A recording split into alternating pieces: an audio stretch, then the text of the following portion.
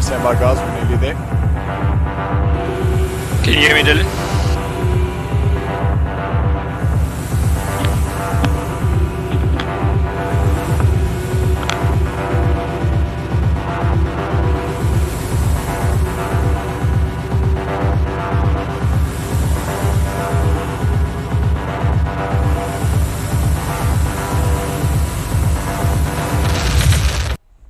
Welcome, guys. It is Thursday night racing, and that means it is a SARCO League racing once again. We are around number 5 of our Porsche Trophy Challenge, and with me in the commentary box once again I have Ashley. Ashley, how are you this evening? Hello, Dylan, and thanks for inviting me in again. And happy Heritage Day to all our viewers out there. If you're not from South Africa, today we celebrate our heritage, as we come from all walks and different parts of life, and yeah, we just celebrating that today. So it's going to be an interesting race, because I'm sure a lot of guys have been started a bit early this afternoon. I have absolutely no idea what you're talking about there, Ashley. So let's just jump into the race lobby. So guys, round number 5, just remember, we are jam-packed. 16 drivers will be taken to the field this evening. And yes, Daniel War Machine Morales, you have got dibs on the first comment. I know that is your challenge that you try and do every week.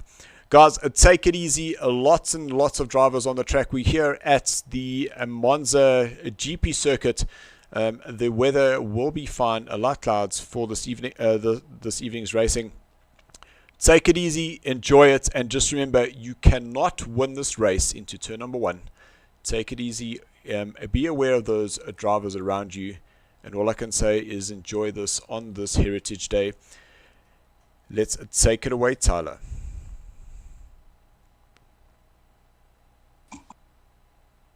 Yeah, I'm looking forward to this race this evening. I think a lot of the guys will be relaxed, and they've probably been practicing a good part of the day, as a lot of them wouldn't have had to work today. We're racing at Monza, one of the high-speed circuits. Plenty of overtaking opportunities, because you can literally get into your opponent's slipstream, and if you just manage to follow them around close enough. The main straight is one of the biggest overtaking places, especially down into the first chicane, and then I'll say also the second chicane. Those two are your best bets if you want to overtake. You get a nice slipstream down the main straight, and then just straight after that chicane, if you're close enough, you can get a nice slipstream and get a good opportunity for the second chicane. So far, the times around here, I've managed to do a 1:38? No, sorry, a 1:48. My apologies. And I know some of the quicker guys in the Alpha tiers were sitting around 1:30, 1:47, 1:46. But in this GT4 category, I'm not 100% sure what the times are. I'm expecting maybe 1:52. Dylan, maybe you can assist me there. I don't know what the guys have been doing there, but I'm looking forward to a good, exciting race this evening. Actually, all I can say is I haven't spent much time in the GT4 around here, so we definitely will need to just keep our eyes closely onto here. The Heritage Day for myself has been an absolutely fantastic day, a bit of a braai, 1 or 2 beers possibly. The thing I love about this track is with the high speeds comes high rewards, but the flip side of that is there are drastic consequences if you do get it wrong. Specifically going through Delesmo 1 and 2 is there are some crazy curbs there, and if you do just get it a little bit wrong, coming out of turn number 7, there's a wall on the right hand side just waiting for your name on it. As we see that Marshall now going through turn number 6, as he goes through turn number 7, that's the little curb on the inside there, that's the one I was talking about. That runoff on the outside is absolutely shocking. That's a very tricky corner. That one it's very tail heavy, and if you get it slightly wrong, that's it. Your car could potentially end up in a wall. I know I did it with a couple of laps earlier in the GT3s. You have to be very, very tentative on the throttle there. Otherwise, you could possibly end your race very early on. But I'm just looking at the times here. We've got so far nobody's posted a time yet, but they're just out on their warm-up lap. And out in front we've got Steven in that nice yellow Porsche, sporting the 959. And then just ahead of him, just behind him, we've got it looks like that's Marshall just ahead of him. And he will be hoping for a good qualifying pace this round. I'm sure he wants to get closer to the front to start for this race this evening. So as the guys start doing their official hot laps, I just want to bring up the current points. And what's happened is that over the couple of weeks is that we have needed to just consolidate the Bravo and Charlie tiers together. But you can see Andrew Horn out in front there, 180 points, so 36 points ahead of Johan VDV. Just behind him is Janneman, and I must say Janneman has been doing absolutely fantastic in this current series, and even though he has been called many names, Janneman is his actual name, and it is not Greg and it is not Janssen. Just some private jokes that we do have in terms of our Discord. But you can see Johan VDV as well as Janneman tied on 144 points each.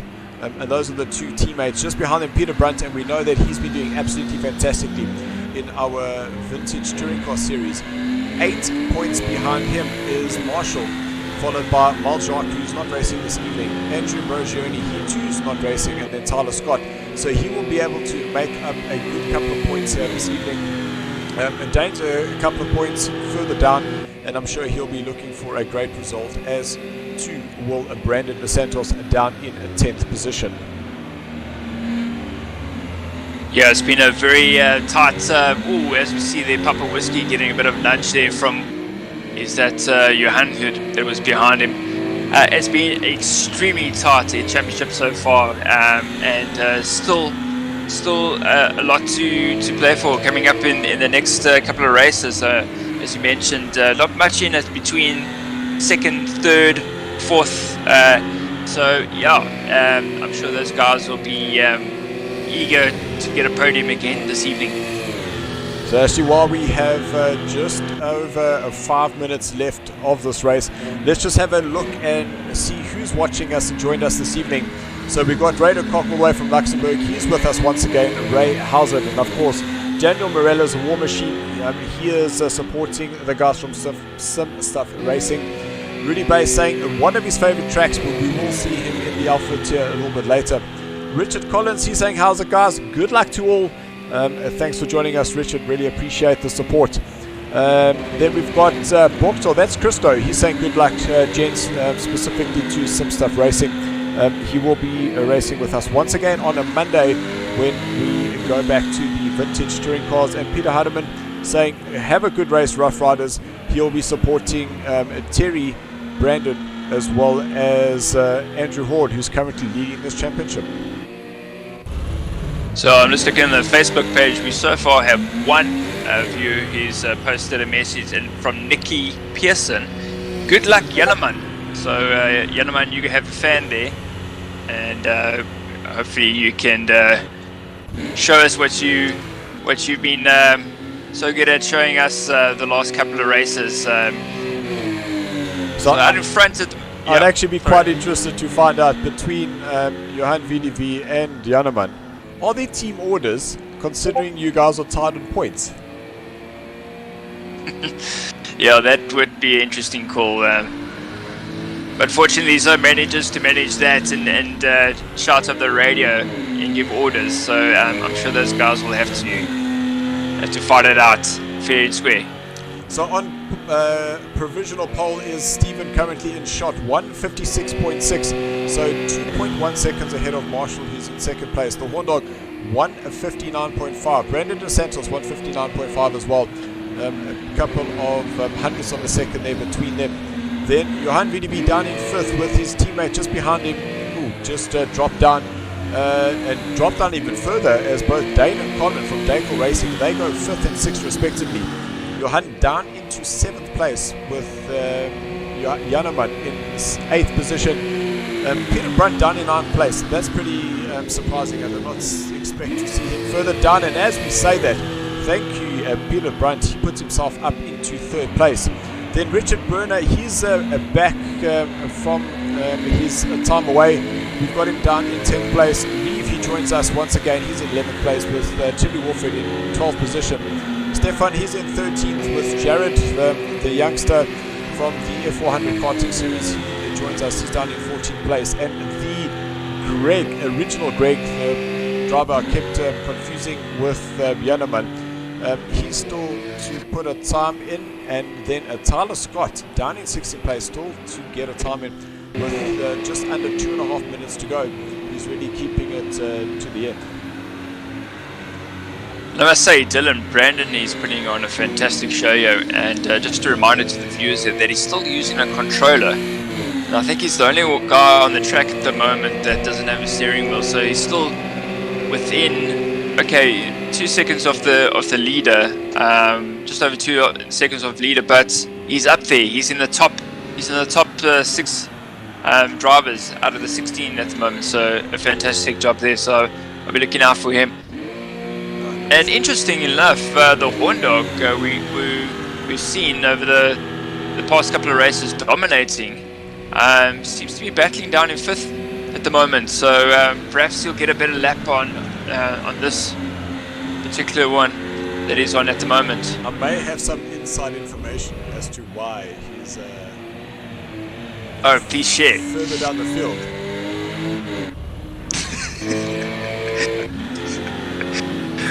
So my good friend Jakes Fatikaki, he'll know exactly why the Horn Dog, also known as Hot Dog, and then the new one that came out through our 5x5 last night, Corn Dog.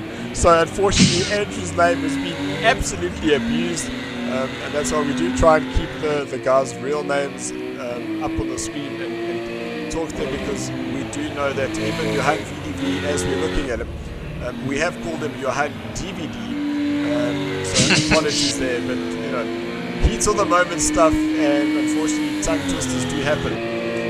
Good to see that Marshall, even though he has gone into pits, he's closed that gap up onto Stephen, 0.7 of a second there, as well as Janneman. He's moved himself up. He was sitting midfield. He is now 0.9 of a second off the pole sitter, and Janneman in a third place. Peter Brunt now in a fourth position. Daniel, just to answer your question, this will be a dry race. The Zolder race was a bit of a surprise. But yeah, the rest of the races we will have for the season will be dry. There will be just a couple of changes in terms of cloud cover, but this is as wet as it's going to get. So Stephen completes his qualifying, and he's still in pole position at the moment with a time of 156.6. Second position is Marshall, and it doesn't look like he's going to go out again. He's in the pits at the moment. Let's see Janneman in third at the moment, and looks like he's on his final quick lap, so I wonder if he'll be able to improve at all. And 156.6 down in fourth at the moment. Position we have Peter Brunt. He's now coming through the final corner, and let's see if he manages to improve his time. Nope, he stays in fourth position. And the Horn Dog, who seems to be battling a bit with qualifying this evening. Let's see where he can end up as he comes down the back straight to the first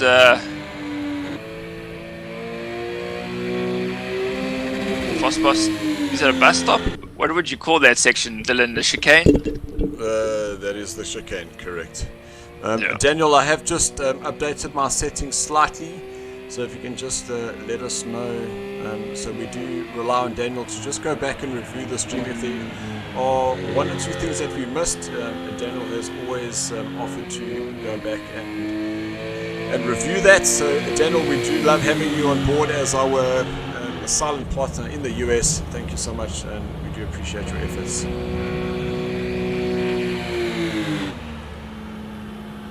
So the horn dog completes his lap and he has improved and is now into 3rd position. So a good lap there by him. That's what we're expecting, him to be a little bit high up on the order. There we go, guys. So now my voice should be coming through loud and clear on the stream. I had to just restart once again, and what happens is it just defaults my camera as my microphone as opposed to my microphone being the microphone. Oh, Dylan, I'm hearing you in surround sound. That's amazing.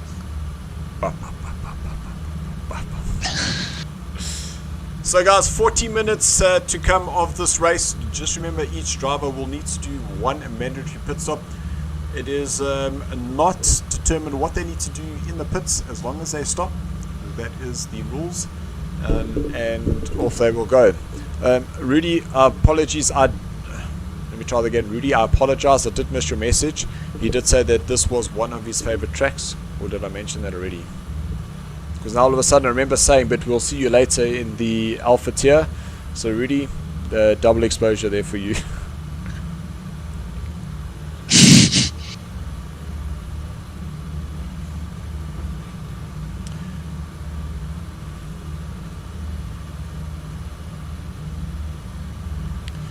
So to everybody who is watching on the stream, don't feel free just to send us a message. We will definitely have a look at each of your messages that do come through.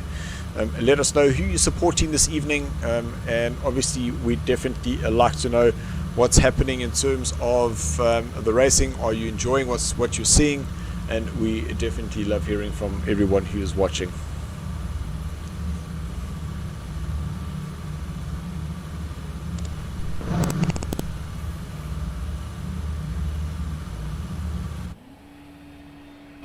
Okay, I was just checking up. Looks like everything's fine.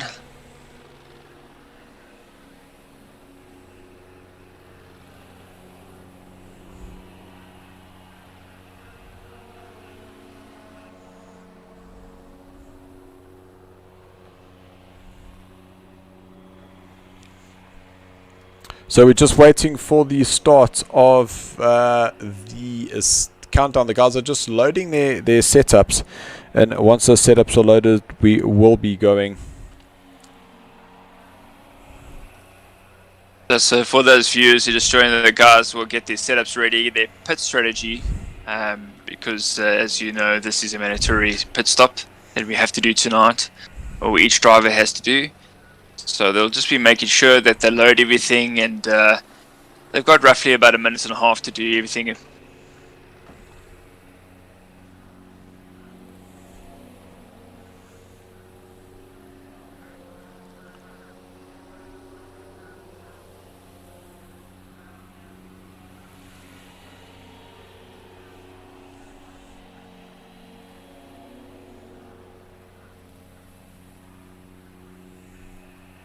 So we're just waiting for that syncing sign to come up. Once we get the syncing confirmation, then we know that everybody has readied up and we will be racing.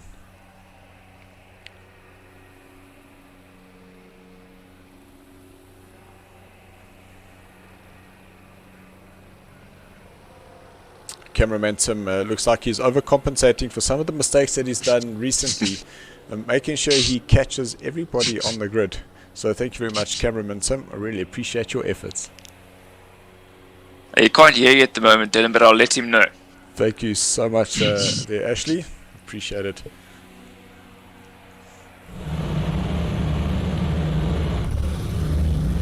So that is the confirmation that we have been looking for. That is the syncing.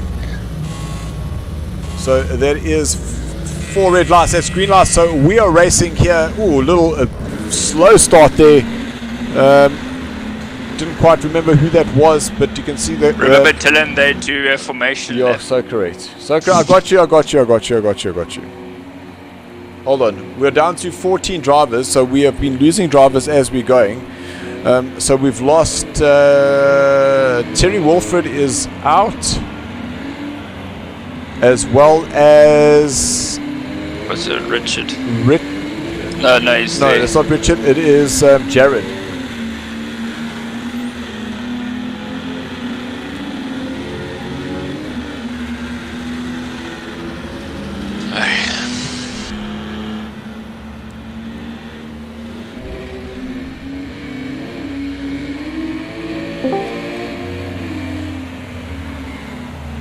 So we've already lost 2 drivers at the start of this race. Dylan, Tyler, can you hear me? we can hear you loud and clear. You are live on the stream. Dylan, Tyler, yes, we can hear you. we seem to have lost Terry. Are we going for a restart or? So I see we're now down to 13 drivers, so we keep losing drivers. So Everyone's happy to restart. Sure, let's do a restart then. I see everybody's going to the back of each other. Retire. Everyone retire. We're going to do a restart. just needs to do it quickly, but then we won't be able to restart again. Yeah. Guys, please retire quickly so we can do a restart.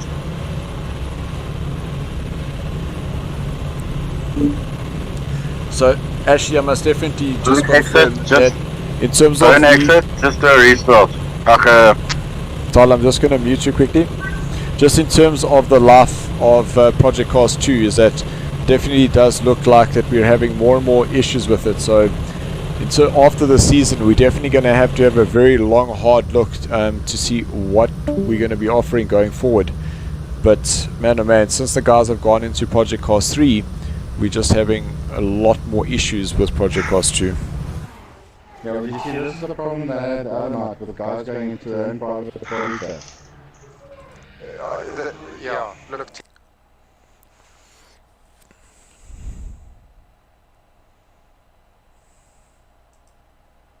Actually, unfortunately, you've muted yourself, so I cannot hear you. There we go. I've been talking to myself for the last 5 minutes for nothing. That's fantastic. Sorry, Dylan. As I was saying, yes, Project Cars 2 is coming to end of life, and as the developer's been working on the latest version, very little attention has probably been put towards the older game. So yes, I think we are going to have to look at an alternative. Have you played much Grid? Have you done any time on Grid? Not at all. I've had more time on Grid than I have played GTS. All right.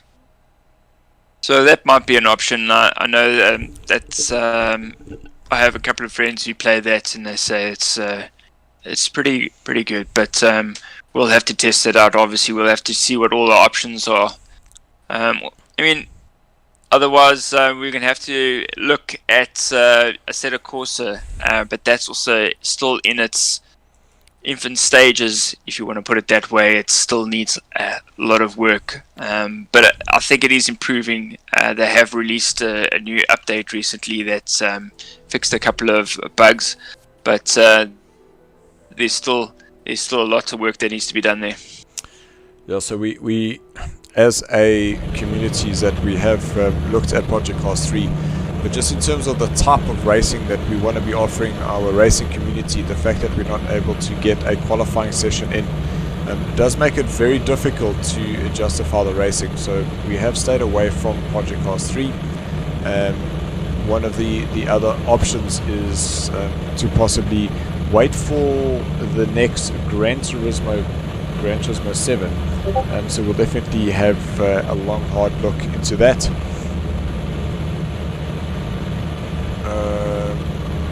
So it looks like. I'm not too sure. So Tyler didn't take the qualifying off, unfortunately. So the guys might just need to exit and restart that lobby. Otherwise, we will have 10 minutes of just waiting. So Daniel Morales, you've been an absolute champion. You can see Daniel's been posting up those times up on on the Discord, so at least we know exactly where the guys will be starting for now.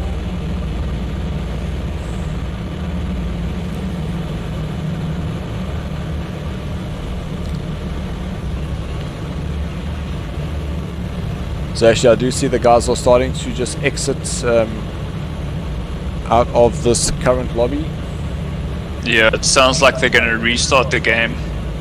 Sorry, restart the session, Dylan. So Ross, no, what's been happening is as we started, we lost 3 drivers on the out lap, and Tyler, being the lobby host, decided just to restart. As he came in, he didn't take the qualifying off, so you'll see that there is only the pub whiskey currently in the lobby. And what will happen is we'll go straight into the formation lap, and from that formation lap we will be racing once again.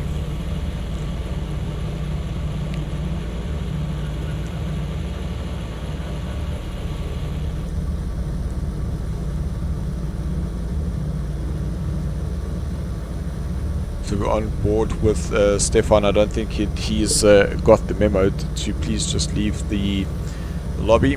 Yeah, Ross just confirming there that okay, cool, he now understands. Ross Whitehead, he will be our host for the Alpha tier.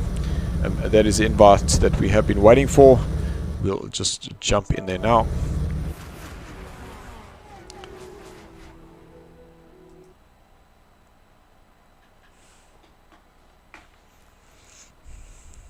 Man, this can be frustrating.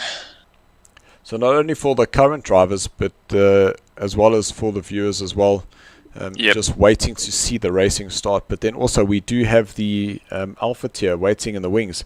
And if we start now, we're still going to be running about 10 minutes over than what we would have wanted to.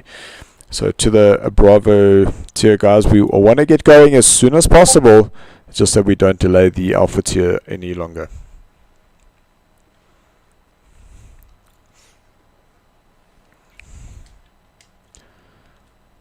So I was just checking that I was clashing with Richard Berner. So just jumped out of the lobby quickly just to go back in.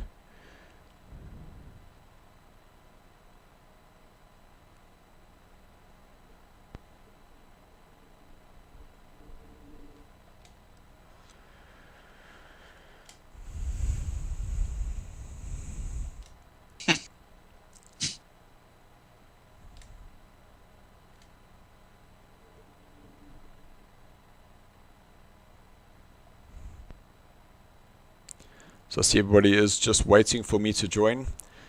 Gerard, we completely agree with you, but we do have some technical issues, and that is the only reason why we're running late once again. It is definitely not our intention to be doing so. There you can just see that Burner Racing. Richard, just making sure that you're able to hear me, but I do see your microphone is up and running, so that is fantastic. Thank you very much.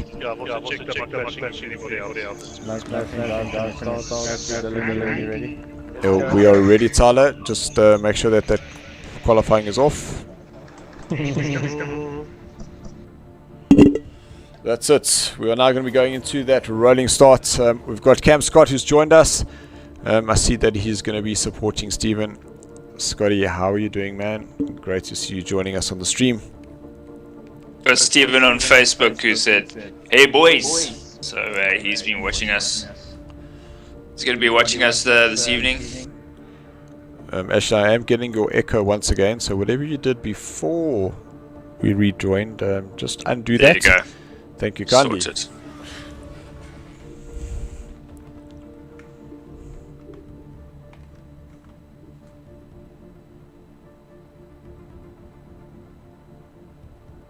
So actually, here's a very interesting little message here from Gerard. He's saying maybe change the A and B tiers every week just to mix up who's starting where. I must say that it is a pretty interesting concept. We'll definitely consider that, Gerard. Thank you for your suggestion. And the best way to do it is open it to a vote and see what the drivers want to do. Yeah, for sure. I think it's a good idea because to start after 9 and starting pretty late is it's not always fun. But at least you get a little bit more practice in, I say. So, but that's just because you've been extremely busy and you use this time to practice. This is going to be my time to practice. But anyway. So we still have 16 drivers in the lobby. That is great to see. And unfortunately, guys, if there are disconnections from here on in, we will continue with the race.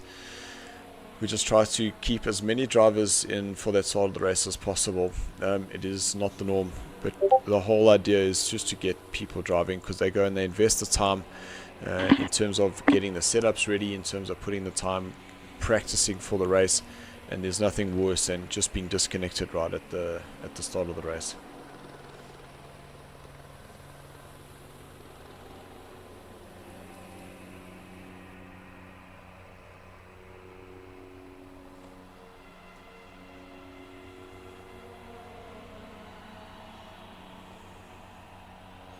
So only a couple of seconds left for the countdown, and we will be racing. But formation lap first. See, Ashley, learn from the previous start that the guys will get themselves into position. Once in position, they will then go into that rolling start. And I must say, since us implementing the rolling start, it has helped. I can't say it has fixed, but it definitely has helped some of those turn 1 incidences. Incidences. Absolutely. It does get the guys a little more cautious, I would say, in the first corner. We also tend to start in single file just to prevent those first corner instances. Now you got me. Questioning yourself there. No, yeah. Love it. So, but some guys I've noticed don't enjoy it because they have found tricks to starting a standing start, where they get a much better start, a quicker getaway than others. One particular person that I'm thinking of is Johan.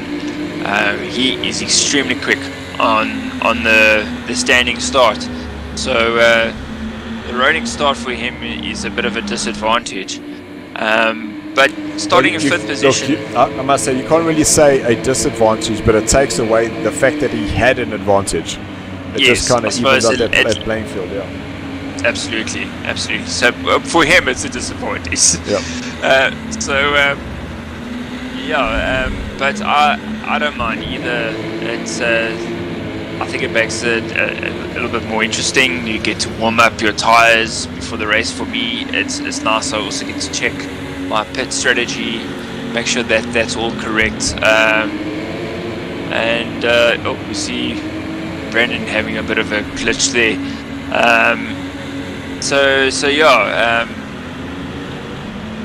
It just depends what your flavor is, but I think it's a good thing. So to the guys who are watching on the stream, let us know, do you prefer the rolling start or the standing start? We would love to hear from you.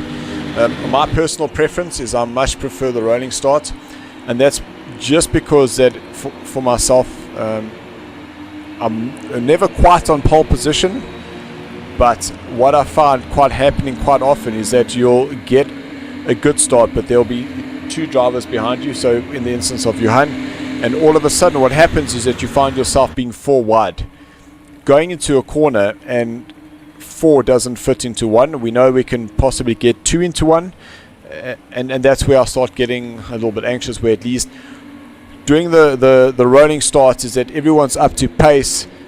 You definitely all going at the same speed, and you're approaching the corners together as opposed to 4 wide, and I just found it a little bit more messy that way.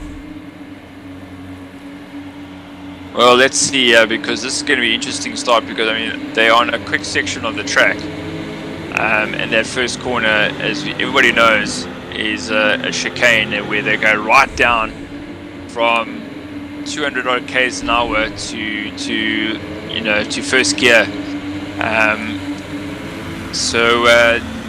I still think we're going to have 1 or 2 incidents, but probably not as bad as if they did a standing start. So I see that Stephen is waiting very, very long until he gets to that start-finish line. And Marshall, with a great start there by Stephen, kept everyone guessing on when he was going to go. But now you can see both Dane and Colin side by side as they head down towards turn number 1, the chicane in the 1 degree variante. You can see very close in the background there, no touching, and that's what we wanted to see. We wanted to see a good approach into the chicane. And now as we go side by side through Biasono, I nearly got that so wrong, or Curva Grande is what it's known as. They'll now go into the second of the chicanes, and Johan in a second place. Hits that inside curb. Little touch there by Andrew, and that's unfortunately just spun Johan off the track. A little bit of damage on the front there, but that's the danger of those curbs on the inside. And Johan, I'm sure that he's going to be absolutely kicking himself there, with Jared taking a very dramatic altered inside line. Johan has a look to the inside, and he goes side by side with Reeve. We see somebody else in the background then. I think it was Terry. No, Terry is up in front. Sorry, it was Greg. That's Greg. Greg, unfortunately, losing it coming out of the second Lesmo. Yeah, that turn 7, and as we were speaking in qualifying, is a very tricky one, and he obviously got out of shape there, and unfortunately he's dropped it and put it straight into the kitty litter and into the wall. You see a long line of cars coming down as they're now going to Parabolica, and Brandon starting to keep that pressure up on Marshall, as Stephen up in the front there. He's starting to open that gap ahead of the guys. Just scanning now through the positions, we have Brandon in 3rd, then Tyler's in 4th, Colin 5th place, Dane, he's in 6th position, Reeve 7th, Andrew Horn, he's in 8th, Terry is 9th, that is Yellowman Papa Whiskey, who's Stefan, he's in 10th place, and then we've got Yanaman as well as Johan and Jared all taking a pit stop. Yeah, it looks like they're going in to fix that body damage and possibly suspension damage as well. So a relatively clean start for most of the drivers, but unfortunately because of that incident where Johan lost it on the first chicane or second chicane there, I think a couple of guys have collected him on the way out, and they'll need to repair their cars now. But way in front, with almost a 1.6 second lead, we have Stephen, and behind him Marshall, who had a pretty good start, and he's doing pretty well in 2nd position at the world. And look, we have Brandon DeSantos in 3rd position at the moment. That's an absolutely fantastic effort there for Brandon. He's just got to keep those laps ticking on, and I can just imagine, because he would need to be not only guiding the car with a controller, but also making sure that he is changing the gears manually, because that is one of the settings that we have. And he's managed to put his headlights on, so a man of many talents. And he sure can multitask, so that's well done to him. And interesting to see Tyler's having a good race so far in 4th position, followed closely by Dane and Colin. And right behind them we have Reeve, who's also in this battle for 5th, 6th and 7th position at the moment. So I'm just making note of who's pitted. Now Terry's gone into the pits, so I wonder if he's decided to, as a strategy, to pit early and get it out the way, so that maybe just to get out the traffic for now. So interesting strategy there by Terry, and it was just a quick in and out. So he's got his pit stop over and done with. So I'm just having a look at the messages here, and I see Keegan start, so we know that that's possibly Jakes who's watching, and he's saying rolling start for sure. Richard Collins, he's supporting Stephen. He's saying good first corner. Peter Hardeman, he's cheering there for Terry, saying keep moving up, Terry. And a nice first corner there. Once again, message coming there from Keegan. Also, like I said, thinking that is Jakes. Keegan being Jakes' son. So another thing that I've just noticed, 14 drivers are left out of 16. So we have lost 2 with just over 30 minutes left. Stephen starting to open up the gap, and in a shot now, that is Tyler starting to get up onto the rear. Ooh, little side-by-side action there.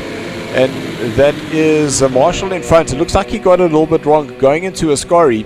And now he's going to have the likes of Reeve, Colin, and the Horn Dog closing him down. Absolutely, and that's allowed for Brandon to get past, and now he's got up to second position. But I wonder what happened there to Marshall. Whoa, and we see somebody there who's gone a bit wide and off the track. I think that was possibly Jared, who's not having a fantastic race this evening. You can see he's picked up some damage there, and he's just getting out the way there for, I think that was Terry that was coming past, or possibly the Horn Dog. So it is the Horn Dog out in 8th position this evening, and that last time of 2:03. Yeah, so that means that he's definitely got himself off a little. It was Tyler. Tyler made a mistake, and now he's dropped down to 8th position. So Tyler getting it all wrong in that first chicane. And the one thing I know about these little GT4s is that once you get onto the brakes and you don't have that engine braking set correctly, is what happens is that rear locks up and it just rotates the car way more than it should. Look at that side by side. Colin and Dane and Marshall going through the first of Delesmo, and now Marshall having another look, and just behind Marshall, that is the Colin. So the two Dacol Racing drivers are really putting a lot of pressure here on the Chasing Beaver. But as I say that, I'm now seeing that as Marshall is trying to get himself back ahead of Dane, coming now into the Ascari. And this was where we saw that Marshall had a little bit of an incident, was stuck on turn number 9. And there's Stephen in the bottom of the screen there. We saw him go past in the yellow with red, and Brandon Santos currently in second place. And the battle now is Marshall chasing down Colin, and just behind which are they going? Marshall chasing down Dane. Just behind Marshall is Colin, who has Reeve in 6th place, and also within half a second of him. And that was a very close and possibly dangerous move there. Just shot across the nose there of Marshall. But Marshall now picking up the slipstream of Dane. Looking on the inside, will he do a late break? He does. He goes the inside. Absolutely fantastically calculated move there, Marshall. Well done. Fantastic move there, almost textbook. But now Dane has a slipstream, and will he be able to challenge for the next corner as he lines up Marshall and tucks up behind him? But he just seems to, like, he didn't get a good getaway, and that's allowed for Colin now to apply pressure onto Dane.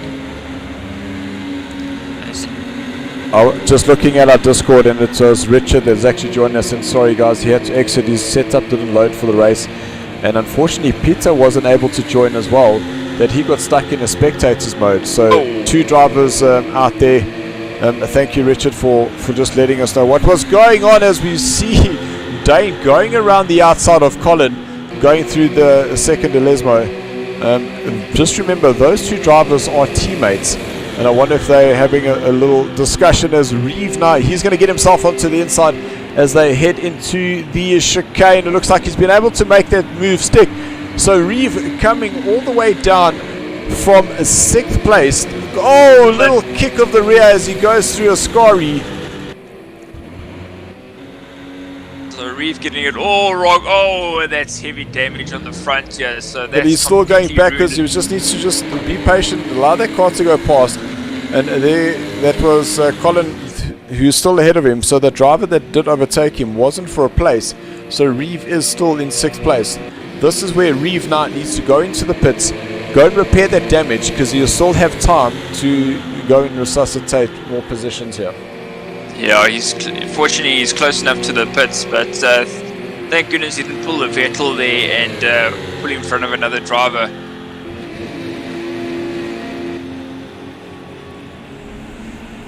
So now Dane is managed to pull away a little bit from Colin after that pretty interesting battle between the three of those drivers. Marshall now on a mission to catch Brandon in front of him. But I'm just looking at the time there in front. Brandon's managed to catch Steven, so Steven perhaps made a mistake somewhere, or Brandon is just on a completely different mode tonight. He's on fire. So Steven did have just about 4 seconds of a lead, and looking at the times at 2:01 for Steven, I think that he's possibly just been making a few little mistakes, and the pressure from Brandon behind him is definitely starting to play its toll. Oh, just looking at that last time, as you said, over 2 minutes, but Brandon doing a fantastic job so far, the quickest guy on the track at the moment. So he's really having a really strong race this evening. So 25 minutes left of this race. We are down to 13 drivers now. So we have lost 3. That was Richard and Peter Brunt, unfortunately, out of this race. We will need to just check the lineup to see who that third driver is. But we will definitely get back to that. So Brandon now closing down. Steven has a look on the inside, and Steven goes slightly wide there. Whoa. Brandon drive pushes on the inside. There's no room there, Brandon. So I think what had happened is Brandon tried to get on the inside, realized that Steven had just lost the rear, so he wasn't able to get that drive, and unfortunately a little touch there, but I see that Brandon did come off the power just to allow Steven to go through. And I'm seeing Andrew Horn, he's now on the chat, which means that he is one of the drivers that are currently out. Well, mistake there by Steven, and Brandon not able to capitalize it. You can see how he hit the brakes and allowed Steven to go through. But I think it's just going to be a matter of time where Brandon must just, as I say that, there was almost commentator's curse there. Brandon just needs to keep this pressure on and force that mistake from Steven. That's it. He's got his lights on. Steven is looking in his mirrors, and you can see that he's under a little bit of pressure. But with that last mistake that Brandon made, that's allowed for a little bit of breather gap between him and Brandon. So he'll be trying to find his rhythm again and get back into this race. But then in the background, Marshall is catching these guys. Yeah, and it does look like he's starting to pull away from Dane and Colin. So the two Daycol Racing drivers in 4th and 5th place, with Tyler Scott up into 6th. Then Joneman, he's down in 7th place. Then we've got Stefan, he's in 8th. Terry Wolford in 9th place. Johan VDB, he's in 10th, with Jared in 11th. And then Greg down in a 12th position.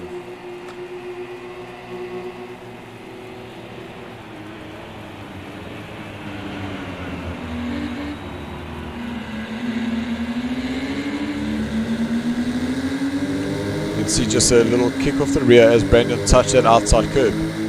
And that's a 1 second difference between Brandon and Steven. So he's going to need to get his head down and start closing up on him. So Tyler Scott going into the pit, so definitely will make a note of that. So I'm just riding on board here with Marshall just to see how that gap has come down between him, Brandon, and Steven.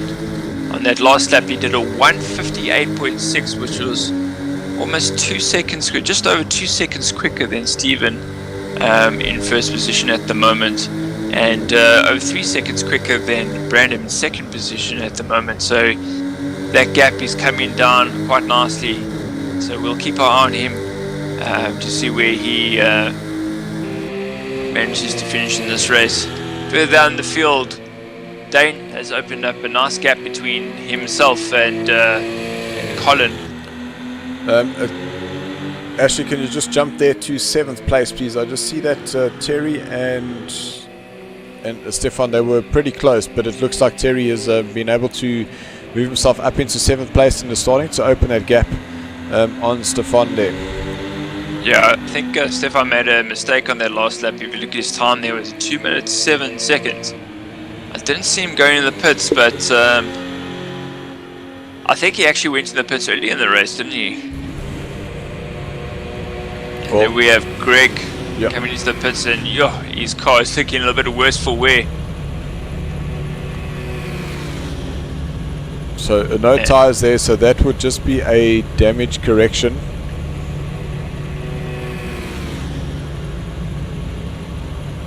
Last weekend I was fortunate enough to go down to the track to do a couple of laps, and Greg allowed me to take his 125 around, and man oh man, that was the best weekend in a long time. That kart is unbelievably quick.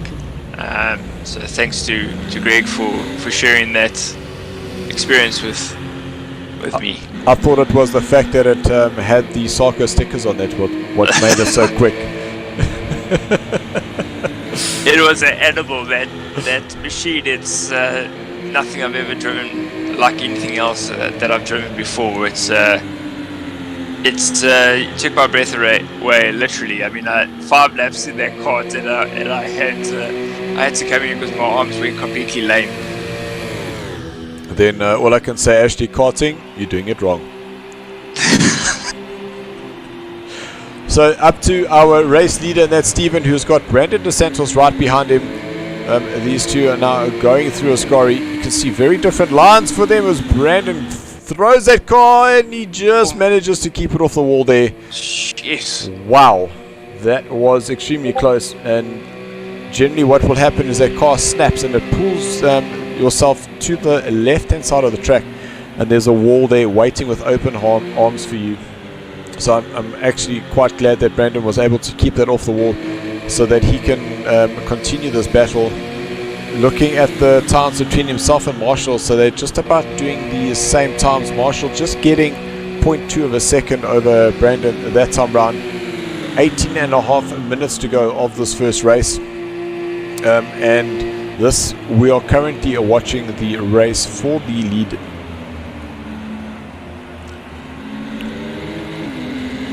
That's right. So Brandon, with that little mistake on the last lap, was second off the pace. Well, half a second between him and Steven, but almost, I say it's the same between him and Marshall. Sorry, I'm getting my times all wrong here, but you can see now that he's still applying that pressure on Steven, and that gap is closing ever so slightly. And with 17 minutes left on the clock, I think we're in for an interesting showdown towards the end of this race. Because just remember, both these drivers, with Marshall down in 3rd place, still need to pit. The other interesting thing I've noticed is that Johan VDB, he's moved up into 8th place, so he's starting to find his rhythm again. Looking at the time there, 1:59.4, so not as quick as the guys up in front just yet, but it's definitely allowing him to start working his way through the field. And interesting enough, Janneman in 6th position, we know that he's already done a pit stop. And looking at his times, he's doing the similar times to the guys up front. He's had a relatively quiet race, and he's only 38 seconds behind the leaders at the moment. So, as you said, they're still got to go in the pits. That's roughly about 30 seconds in and out the pits. So we could see him fighting for the top 4, possibly a podium, if he continues this form towards the end of the race.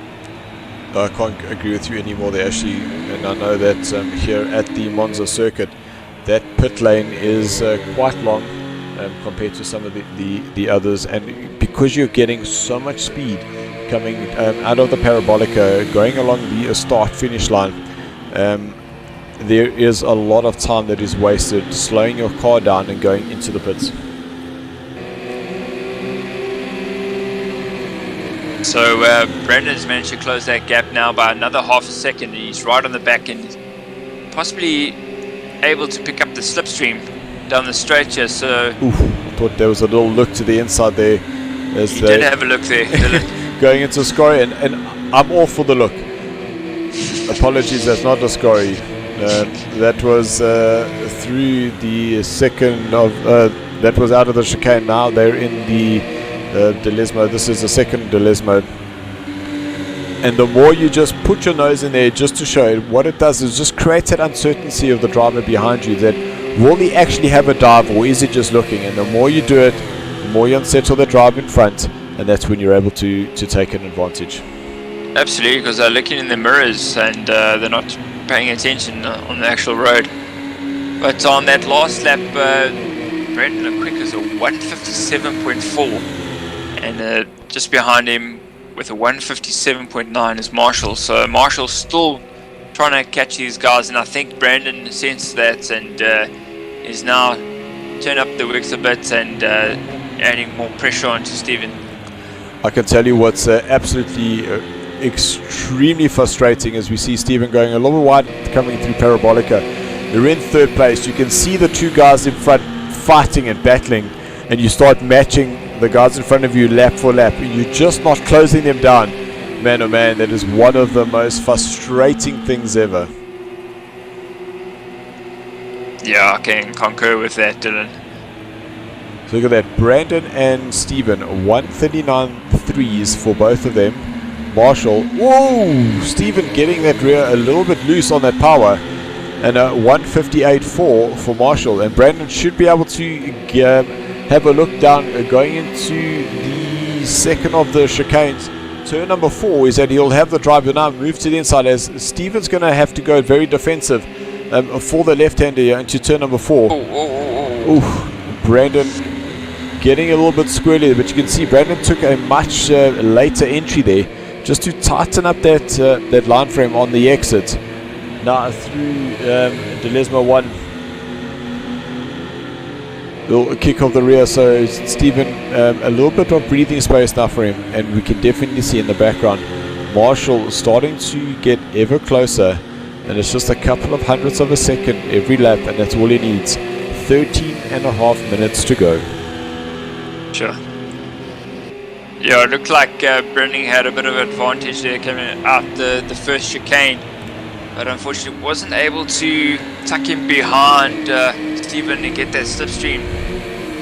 Just remember, it's extremely difficult to keep this car in a straight line with using the controller. It's much easier using the steering wheel, so you did a fantastic job there of getting close to Stephen. But even closer now as they go through the parabolic, sorry, the last corner and heading on Parabolica, you've got it. The other thing now is that we'll start seeing that the... Oh, there we go. Whoa! That's what we've been waiting for. So Brandon thinks this is now the time to go into the pits. So just want to see, because he was right up behind Stephen. Just wanted to see what that time difference is of how long he stays in the pits there. So I've just noticed that Stevens picked up a time penalty of 1 second. So, and he had a bit of a mare on the last lap there, 2 minutes 01. But Marshall looks like he's also had a bit of issue and it's dropped back. But no, sorry, that time is still the same. It's still a 3 second gap between the two of them. So I just want to see where Brandon comes out, and he comes out just behind Colin. So I think that was a back marker. So it is a back marker because Colin is further down, but great driving by that. Whoever that person was realized that they're not fighting Brandon for position and just allowed him to go past. So if we look at Brandon currently, so that's 29 seconds he is behind Stephen. So 30 seconds seems to be that time for the pit stop, which means that we're watching Janneman, and you can see Janneman 6 seconds behind Brandon. So he's definitely back in the mix now, especially if he keeps doing those 158s. He will need to put in a 157 every now and again just to start closing up that gap, but definitely 30 seconds is that time that the guys would need for those pits.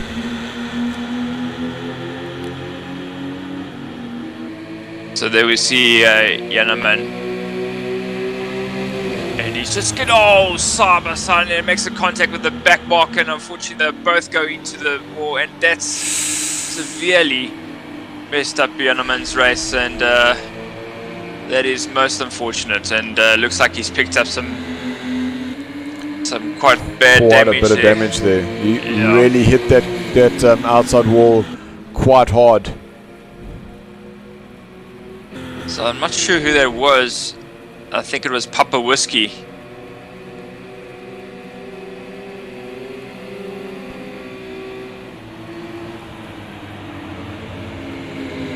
So Stefan losing it going through the Parabolico.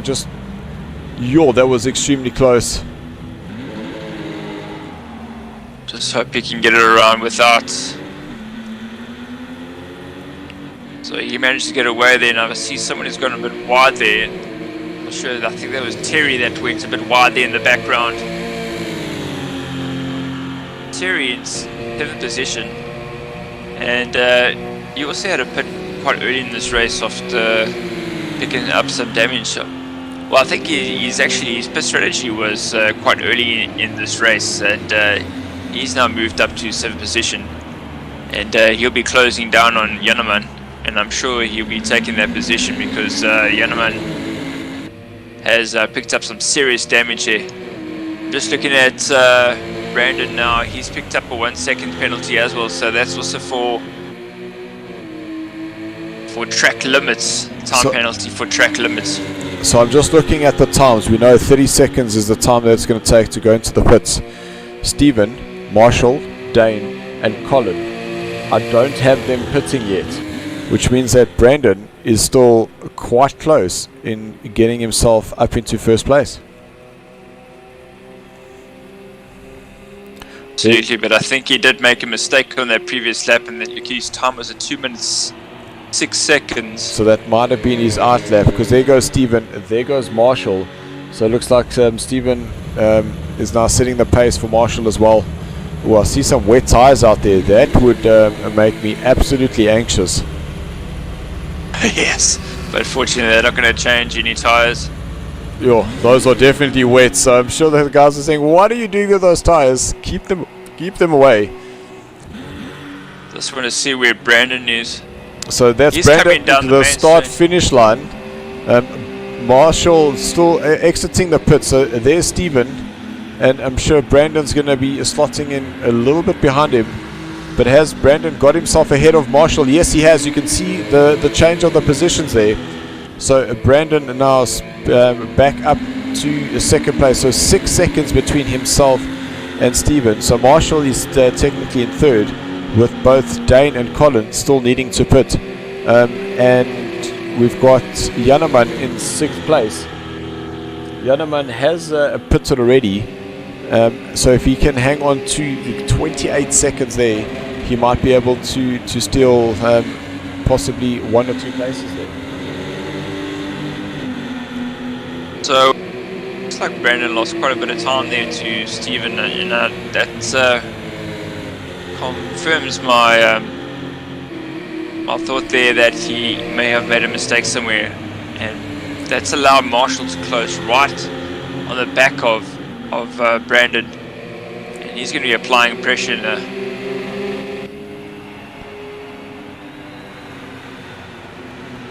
So that gap has increased between Brandon and Steven to just over 6 seconds.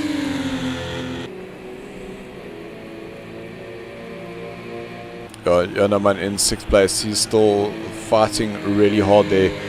Man, oh man, and I can only imagine once Dane and Colin go out, and Jonaman's going to come out with them right in front of him. So that's still going to have a lot of battles still to come. Where there was Brandon having a little look through Ascari on the inside of Marshall. But Marshall has been able to move himself up. And Brandon, unfortunately, not able to protect himself from that attack. So there's the two Dacol Racing drivers into the pits. So Colin, he's pitting behind his teammate Dane. Once again, those wet tires come as a fake. You can see Brandon chasing Marshall down into the first chicane. So let's see if these two guys can maybe add a little pressure up front. Steven. Steven's last lap at 2 minutes 04, so not a very good lap. So I wonder if those tires are starting to cool down a bit now after that pit stop, and maybe that little bit the track's getting a little greasy towards the end of the race here. So that's exactly what I thought would happen. Look at that, Ashley. Jonaman slots himself into 5th place, so he's 3 seconds behind Dane, who's currently in 4th place, but he's going to have Colin behind him, and then in the background I think that is either Greg or Jared, who's further down the field. I think that's Jared that was lapped earlier, but Jonaman doing really well here, even with that damage, and it just shows you if he was if he didn't pick up that damage, that incident, he could have been much further up the field. I reckon he would have been ahead of Dane, who's in 4th place at the moment, and possibly on the heels. Well, he is 20 seconds off the away from the leaders at the moment, but definitely would have had fighting chance for that 4th position. Ashley, can you just jump there to 8th and 9th place? We can see that we got side by side here for the 2nd and 3rd place, so we'll definitely keep our eye on that. And that was Brandon going around the outside of Parabolica, so he's got himself back up into 2nd place. An absolutely fantastic move there. But now slipstream here by Marshall, he'll move to the inside.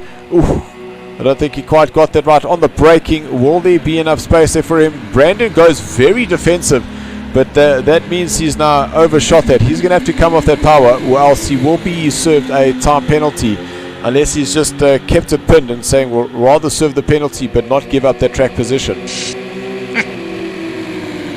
No, good epic battle going on here between these two drivers. It's good to see good close racing. So Daniel, thanks so much for your message, and I'm also now looking at that. That's 0.3 between 8th. A great awareness there by Marshall. You can see that Brandon went a little bit offline there and just managed to not touch each other. So this is Tyler chasing down Johan VDV. A back marker getting very well out of the way. Well done, that man.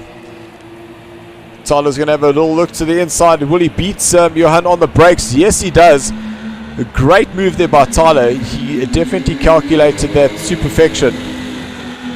But now Johan is not giving up that pace. He is definitely wanting to fight back.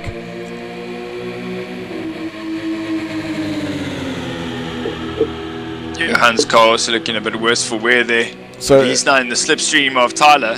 So let's see if he goes on the inside as expected. Yeah, he definitely showed a little look, and he out-psyched Tyler there. Tyler saw that he was coming. But now Johan VDV, he will have the drive. I thought he would be able to get a little bit closer. But Tyler getting very, very sideways. And looking at the positions, we see Terry. He's made himself up into 5th place.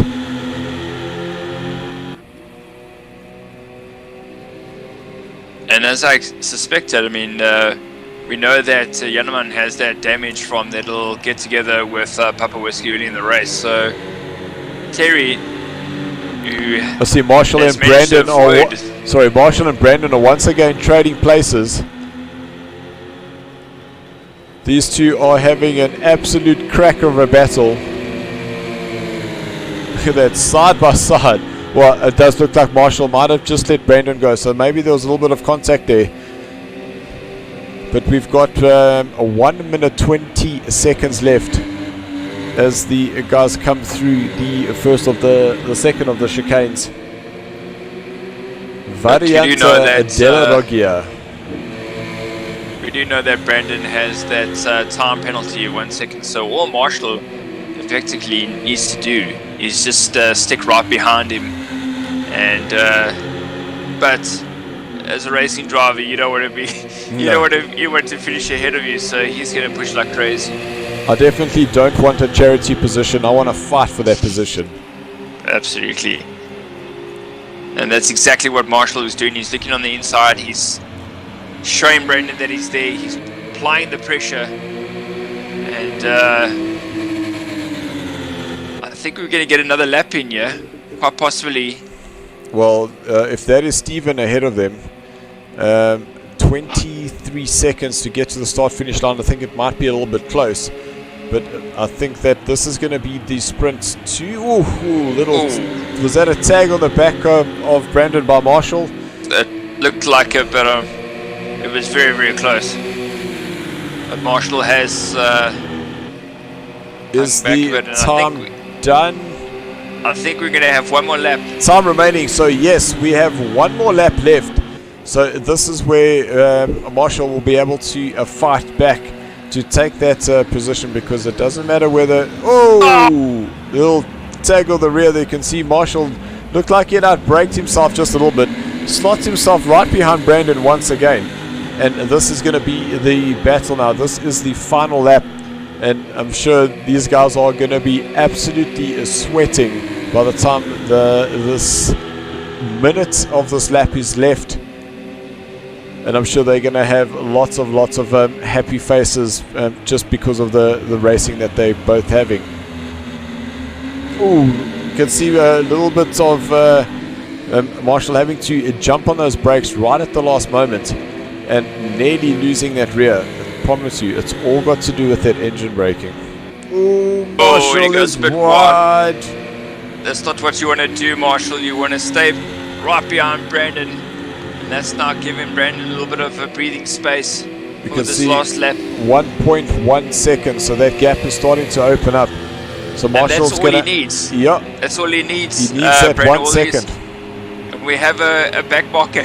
They're approaching a back marker ahead of him, so let's hope that they can get past. Oh, and as I said, that poor Greg having a nightmare of a race, gets it in the wall there.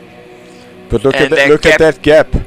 He has been able to get himself within a second. So Marshall had the much cleaner couple of corners going through a Ascari. So he's got a bit of the slipstream, so that's going to help. It's all going to... what happened there? No, it was a lag. It was lag. I thought, Brandon's definitely taking this a little bit wide. But look at that gap. It's just opening ever so slightly. Come on. So Steven crosses the line to win. Look at that. 925, 926, 912. Oh, jeez. And that's Marshall has been able to get himself into that second place. An absolutely a crack of an end there. But there's Steven having taken the win here this evening. So great drive there by Steven. Was getting lots and lots of pressure by Brandon. Marshall comes home in second place with Brandon eventually taking the third. Dane, he finishes in fourth with Terry in fifth place. 1 second penalty for him, but he will still have enough time between himself and Colin in sixth place. And Janneman, I'm sure as much as he won't be happy with the little nudge that he got from the back marker, just in terms of him finishing in second place, securing himself some points, he'll be happy with that. Tyler's in 8th place with Johan down in 9th. Jared crosses the line in 10th place with Stefan in 11th, and Greg comes home in 12th position. A spectacular finish there by Johan as he comes over the line in the 9th position.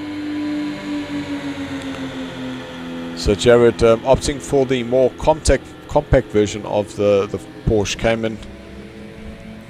It's the Boxster. And I see Greg also, the race is complete. We're just waiting for some of the guys to cross the line and we will be done. So actually, I don't know if you can just drop a message on the Discord to have Stephen, Marshall and Brandon. Let them know. And then as we jump into the Alpha tier, I'll do the interviews while the qualifying is underway. Awesome.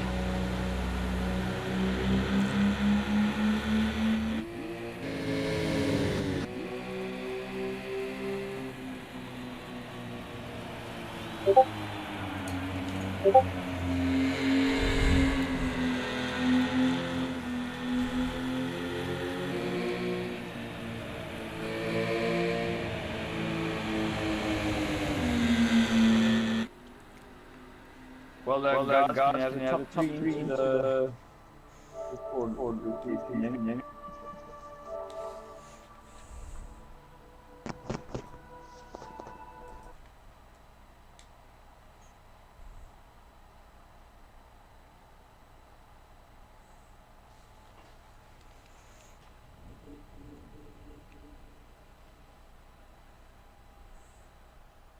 So we're just getting ourselves into the Alpha tier. And just a message to our host, if we can just get Andrew Horn invited in. No, sorry, Tyler invited in, please, because Tyler will be the race director. Andrew Horn will be joining me in the commentary box, but that will be on the Discord.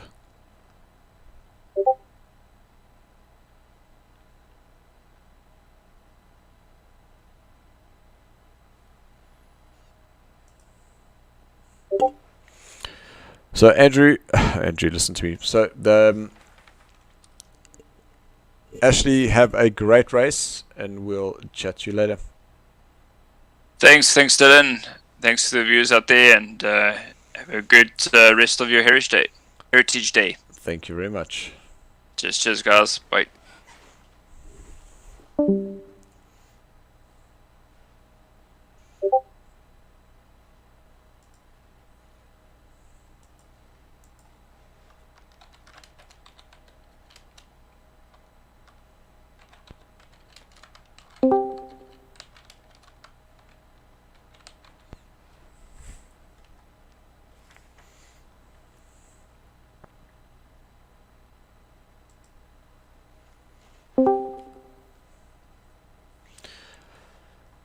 So to guys watching on the stream, we're just making sure that we get everybody in the chat party, just so we can do those post-driver interviews while we're just watching the Alpha tier in the background, just getting themselves ready.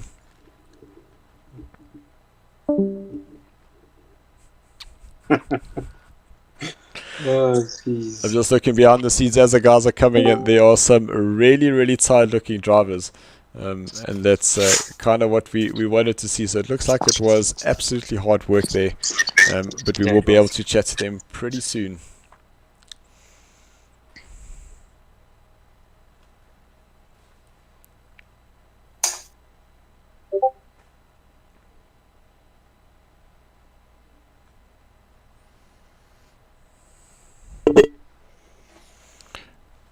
Ross, I don't know if you're able to invite Tyler.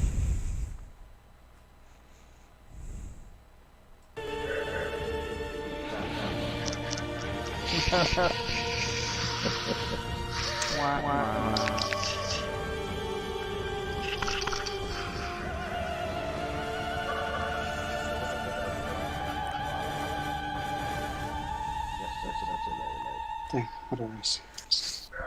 Only 8 guys. Yep. Well.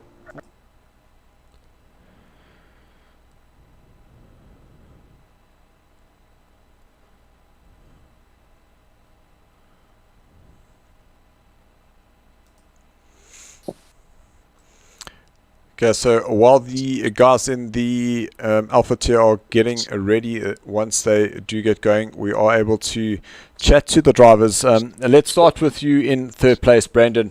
An absolutely incredible race for you guys. Brandon, you not only were chasing down Steven in the beginning of the race, but had an absolute crazy battle there with Marshall, and it was just that time penalty in the end that cost you your second place.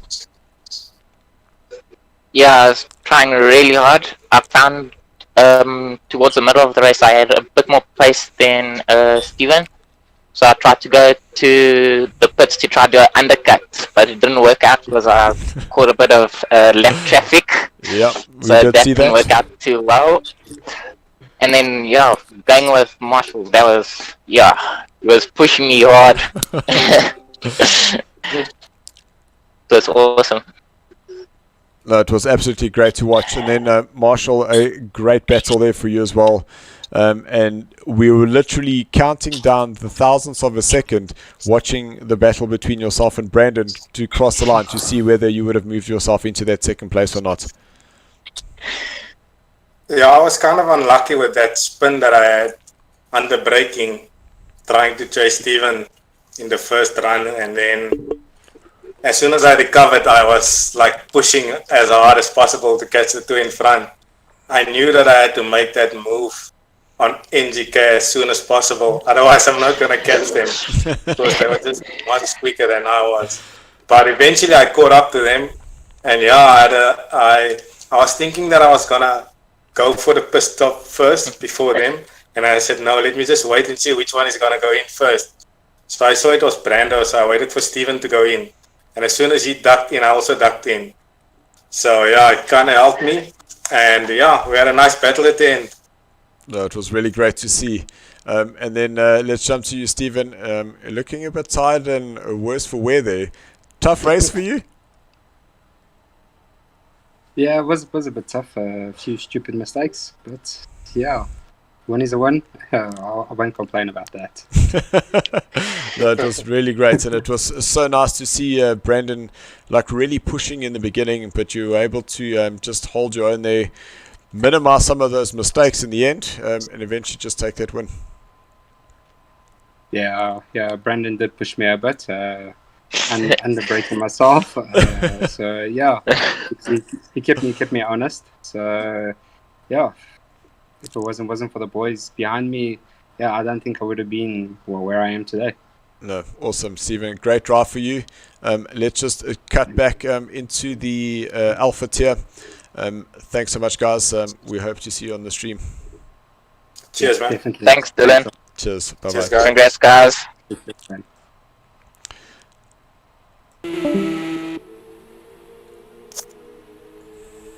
That was a hell of a race, Dill. It was absolutely fantastic to see. So, that's the wrong one. Apologies there, Andrew. So we do have Andrew who's joining us in the commentary box, and I do have Tyler directing those cameras. Let me just try that again. Oh, wait, I realized what I needed to do for you. Stand by. Standing by. So I wonder if those drivers are tired from the race, or tired from a lot of brine and frosty beverages. You mean some... I almost said Human Rights Day, but it's not Human Rights Day. Heritage Day. So there you go. Now you're able to see what I'm seeing. So you can see just 8 drivers racing this evening here in the Alpha tier. Unfortunately, the Heritage Day has taken some of the drivers, but we do have Ashley Craig, Gerard, who's joined us as a substitute this evening. Rudy, Peter, Jakes, Robert, and Ross. And we nice lineup. We are in the. I'm just taking my wrist guard off. Just starting to feel a bit crampy. Oh, that's not good. So, Andrew, have you had a good Heritage Day? Up until I started trying to race Project Cars 2, it was absolutely perfect. It went wrong from that moment. So we did see you guys. Was that a disconnect or was that an incident and chose to retire? Still, I don't know what happened. I was trying to get as many of the guys into a chat party when the mics went dead as I could. And next thing I knew, people were shouting at me to get my ready up because there was about 2 seconds to go. So I have absolutely no clue what setup I got, but I had about 100 liters of fuel, and it felt like a go-kart. The back wheels were locking up every time I went near the brake pedal, and I did everything I could from the brake balance all the way forwards, all the way back, and nothing made a difference. And I took Tyler off on the one corner, and I thought, no, this is not fair to the other guys. Let me rather get out before I take somebody with me. That's the only fair. No, 100%. So yeah, thanks for that. Just gonna be bringing up the current positions in terms of who's standing where in the points championship. Let's go get those up, and quite close up at the top there. 10 points between Jakes and Dirkie, and Dirkie unfortunately away this weekend, so he's not able to race. We then also have Morris. He's 34 points off, but Morris having some issues with his wheel disconnecting off his PlayStation. But we are working on something behind the scenes to try and see whether we can not help him and rectify that situation. Craig from Yugi's Finest, that allows him to have a outside chance in 4th place to possibly close that gap up on Marius and move himself up into the podium. Ashley, he's in 5th place with Ross in 6th, and I'm sure Ross will be looking for that podium once again with him being able to do that in the previous race. Theo, he's not here this evening. We do have Sly Pete, Brandon Skills, he's not here. Robert Stoltz, he's is in the lobby. You can see 2 points behind Brandon. Gavin, he's not in this evening, nor is Lendl, but we do have Rudy Bass, he'll be here, and I'm sure going to be looking at capitalizing on some of those points.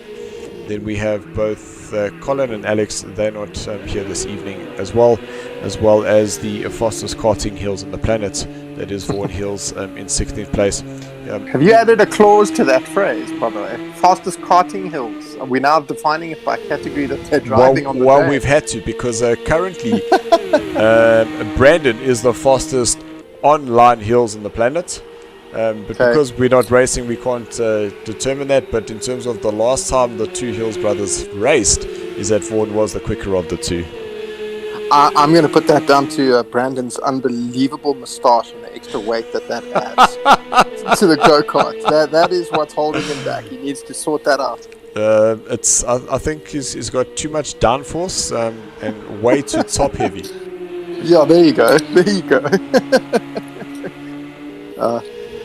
It's actually, look, I mean, I think long weekend, everybody's enjoying it. But I think, having done a little bit of practice with Jake's but earlier, these GT3 cars around here, I think we're going to see a lot of slipstreaming. And the amount of speed these cars carry through some of these fast corners is unbelievable. So I think this is going to be an interesting race, even with just a couple of cars. So we've got 3 minutes left of the qualifying, and you can see between Jake's, Ross and Craig, that is still 0.3 of a second between those. Ooh, look, there's a car stuck in the middle of the road there. No, that's never a good sign. Jake's taking a lot of that inside curb coming through Ascari, and that's not a place that I'd like to touch, the inside curb, because if you do get it wrong and you hit that little yellow and black little sausage curb there, it can have devastating effects. Absolutely, and the other thing with that complex is a little bit too much curb or running a little bit too much wide, and you're in for a time penalty quite easily as well. Especially on the runoff there. There's a little bit of dirt on the outside, and I honestly don't understand. If I'm running into dirt and that dirt is slowing me down, surely I shouldn't be getting a time penalty there. I don't know if this is the right time to enter into debate about about what's right and wrong with Project Cars. Oh my goodness! Yeah. Oh my goodness! Well, this is the game that we had chosen in the beginning of SARCO's inception, and this is a game that we've learned to love to hate. But it's all about the racing, enjoying it with a good bunch of friends, driving respectfully, and enjoying the close competitive racing, and that's what it is all about. And I think SARCO absolutely embodies that. And I think the amount of fun that we do have with this game, despite its quirks, I think it brings a cool bunch of people together. We all get a great laugh out of it, and sometimes we end up drinking on Heritage Day. Yeah, instead of practicing. I'm sure that everybody has enjoyed one or two beverages of choice. Except Jake's. Except Jake's, yeah. Jake's has learnt the hard way that no alcohol for him. But it is always good to have a bit of a laugh afterwards. There's only 0.016, so that's 100th of a second between Ross and Craig at the top of the timesheets, and Jake's is 0.2 of that. I mean, that is going to be an awesome race. So I know that this lap Jake's won't be quicker, but he will have a chance to get in another one. And I do see that we've got Terry Wolford, who's joined us in the commentary box here. It's just kicking that front door open and saying, "Hey guys, I'm here." Sorry guys, I just decided to come and have a look and see what you guys are up to, watching Alpha Tier. So sorry Dolph, just invading on your space here, man. No, it's all good. Terry, I trust that you've had a very good Heritage Day. Oof, that's Robert. Oh dear. Getting it a little bit wrong going into the turn, into the first of the chicanes there, and some damage on his very red Porsche 911 GT3R.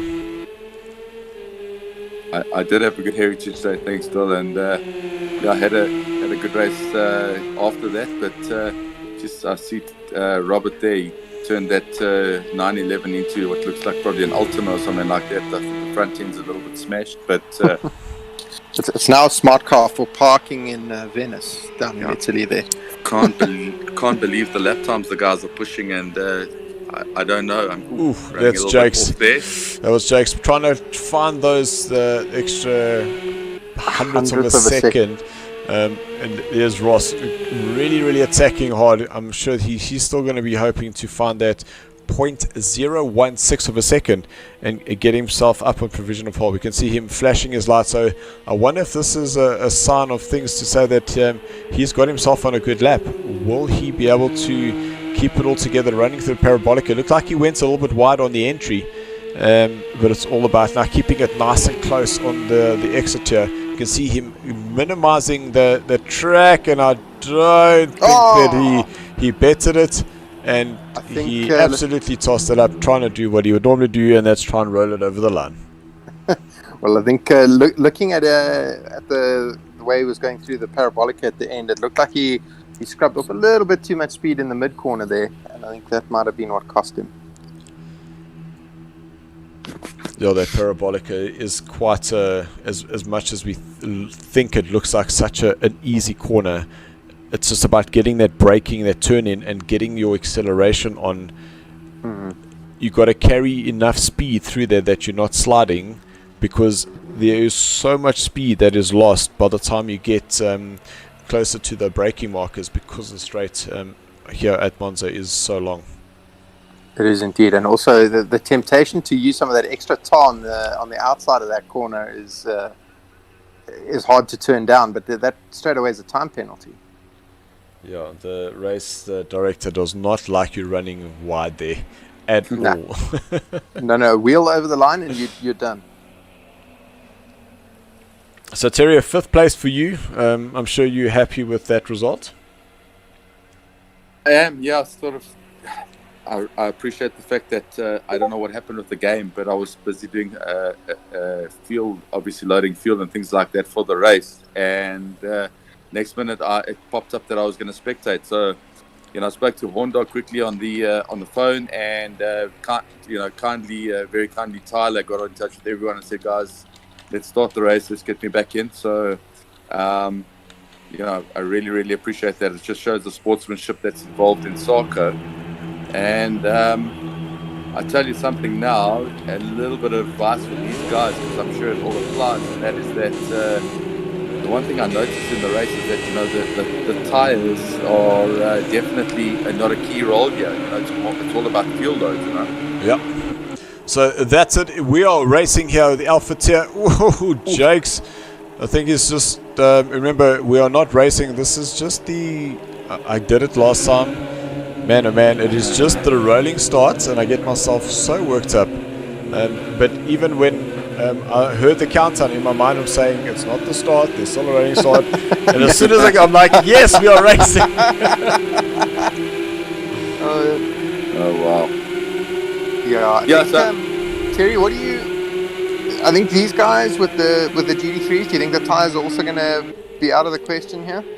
Well, the thing is that the one thing I noticed with the race, so if you looked at what the tire pressures and tire temps are doing, you got such a long straight, so you're sort of working the tires getting warm, you get onto the long straight, and all of a sudden you start seeing the tire temperatures drop.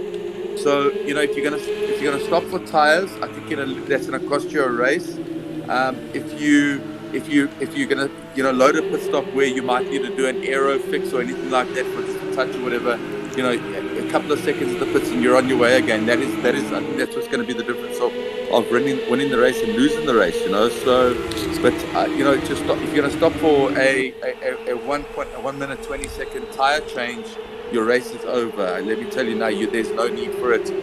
These cars, and like the Caymans before, as soon as the fuel load starts to drop, the lap times start to roll in, and I reckon for the last 15 minutes you will see some cracker, proper qualifying type lap times from these guys, as long as they do not have any form of aero damage. Yeah, 100% agree. What I do like about the GT3s is that you are able to drive quite closely, and because of this track, is that you're getting such a long toe. Going through the corners is that it isn't as critical as in some of the other tracks that we race, because the guys are already running quite a low downforce, so it kind of just evens up the playing field here. Absolutely. I think also, the big thing that you find with these aero cars is sometimes you can't then follow, which makes life even worse. So this is gonna be an interesting run into the first corner, because it's quite a long run. Dylan, we were having a debate earlier about the names of the corners, and so the first corner is the Variante Retafiglio. So here they go. There we go. They keep it clean. There we go. Crib nuts. I made my own. I don't even say crib notes. So this is Andrew doing what he does. Thank you, Andrew, for doing your homework. After your, it sounds like you did have a great Heritage Day. Well, side by side, that was Gerard, who's joined us as a substitute here this evening. Him and Sly Pete getting a side by side. We can see in the background there, that's Robert in that very red car. In shot, that is Jake's currently in third place. Going through the second of the chicanes. Little cuts of the corners there by Sly Pete going into the chicane, missing that braking point and running himself straight through there. Ross running a little bit wide on the exit of the first Lesmo. I think he really wants to pull Craig in. Absolutely, and I think that already starting to see that probably a couple of guys got caught out by the start. So already I think Sly Pete is sort of lagging a little bit on Ashley there. Ashley I think once he finds his rhythm, he will probably catch up to I think he's got Rudy at the front there, so definitely the guys got caught out by that start.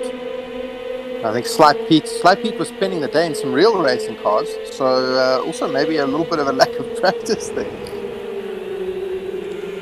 So I know that Ross is itching for a win here, and so is Craig, because currently Jakes, who's in shot now, he's currently leading. Oh, there goes Ross. He's decided that he's going to go and get out of this battle. And I think he might have made a mistake here, because what he's going to be doing is he's going to be missing out on the slipstream, and he's going to be having to circulate by himself. But I see that it's both Robert and Ross have decided to take the pit. That'll play out. That'll definitely play out a bit later on in the race. I suppose it all depends on how everybody else's race progresses. And as Terry was talking about, if there's a bit of a delay in a stop for some aero damage or something, that might serve Ross well. Robert was a bit further down the order, but it'll be certainly interesting to watch both of them, but particularly Ross, given how close he was to Craig. Jake's got a great exit up on Craig, and you see Craig already going defensive. He'll now just move back to the outside to go through the first of the Delesmos. Now into the second phase. Craig does seem to have slowed Jake's down just enough coming out of the chicane. And in the background there, Rudy in third place. He's got Ashley right behind him. And we can see Gerard, he's also chasing down Slapit. So we've got 3 different battles of duos happening here. And that's quite interesting to see. It's not something you see every day. Absolutely not. I wonder if Craig had a slowdown there that Jake suddenly got onto the back of him. So what you find with these different battles of duos happening, corner or ran wide or something like that. I'm super interested to see how Ross's strategy and obviously at least Robert's strategy works, because there's one thing about the GT3 cars, and that is that they're super quick when they're in the slipstream down the straight. When you're sort of following where the car is disturbing the air, through a bend or whatever, and all of a sudden the front will get a bit light, or the back might loosen up a little bit. So it might. I think that these guys are gonna actually, you're gonna see something special. I think that they are definitely going to make up some ground by not fighting and actually running in the clear air for the next portion of the race. I think you did right, Terry. 100% right there.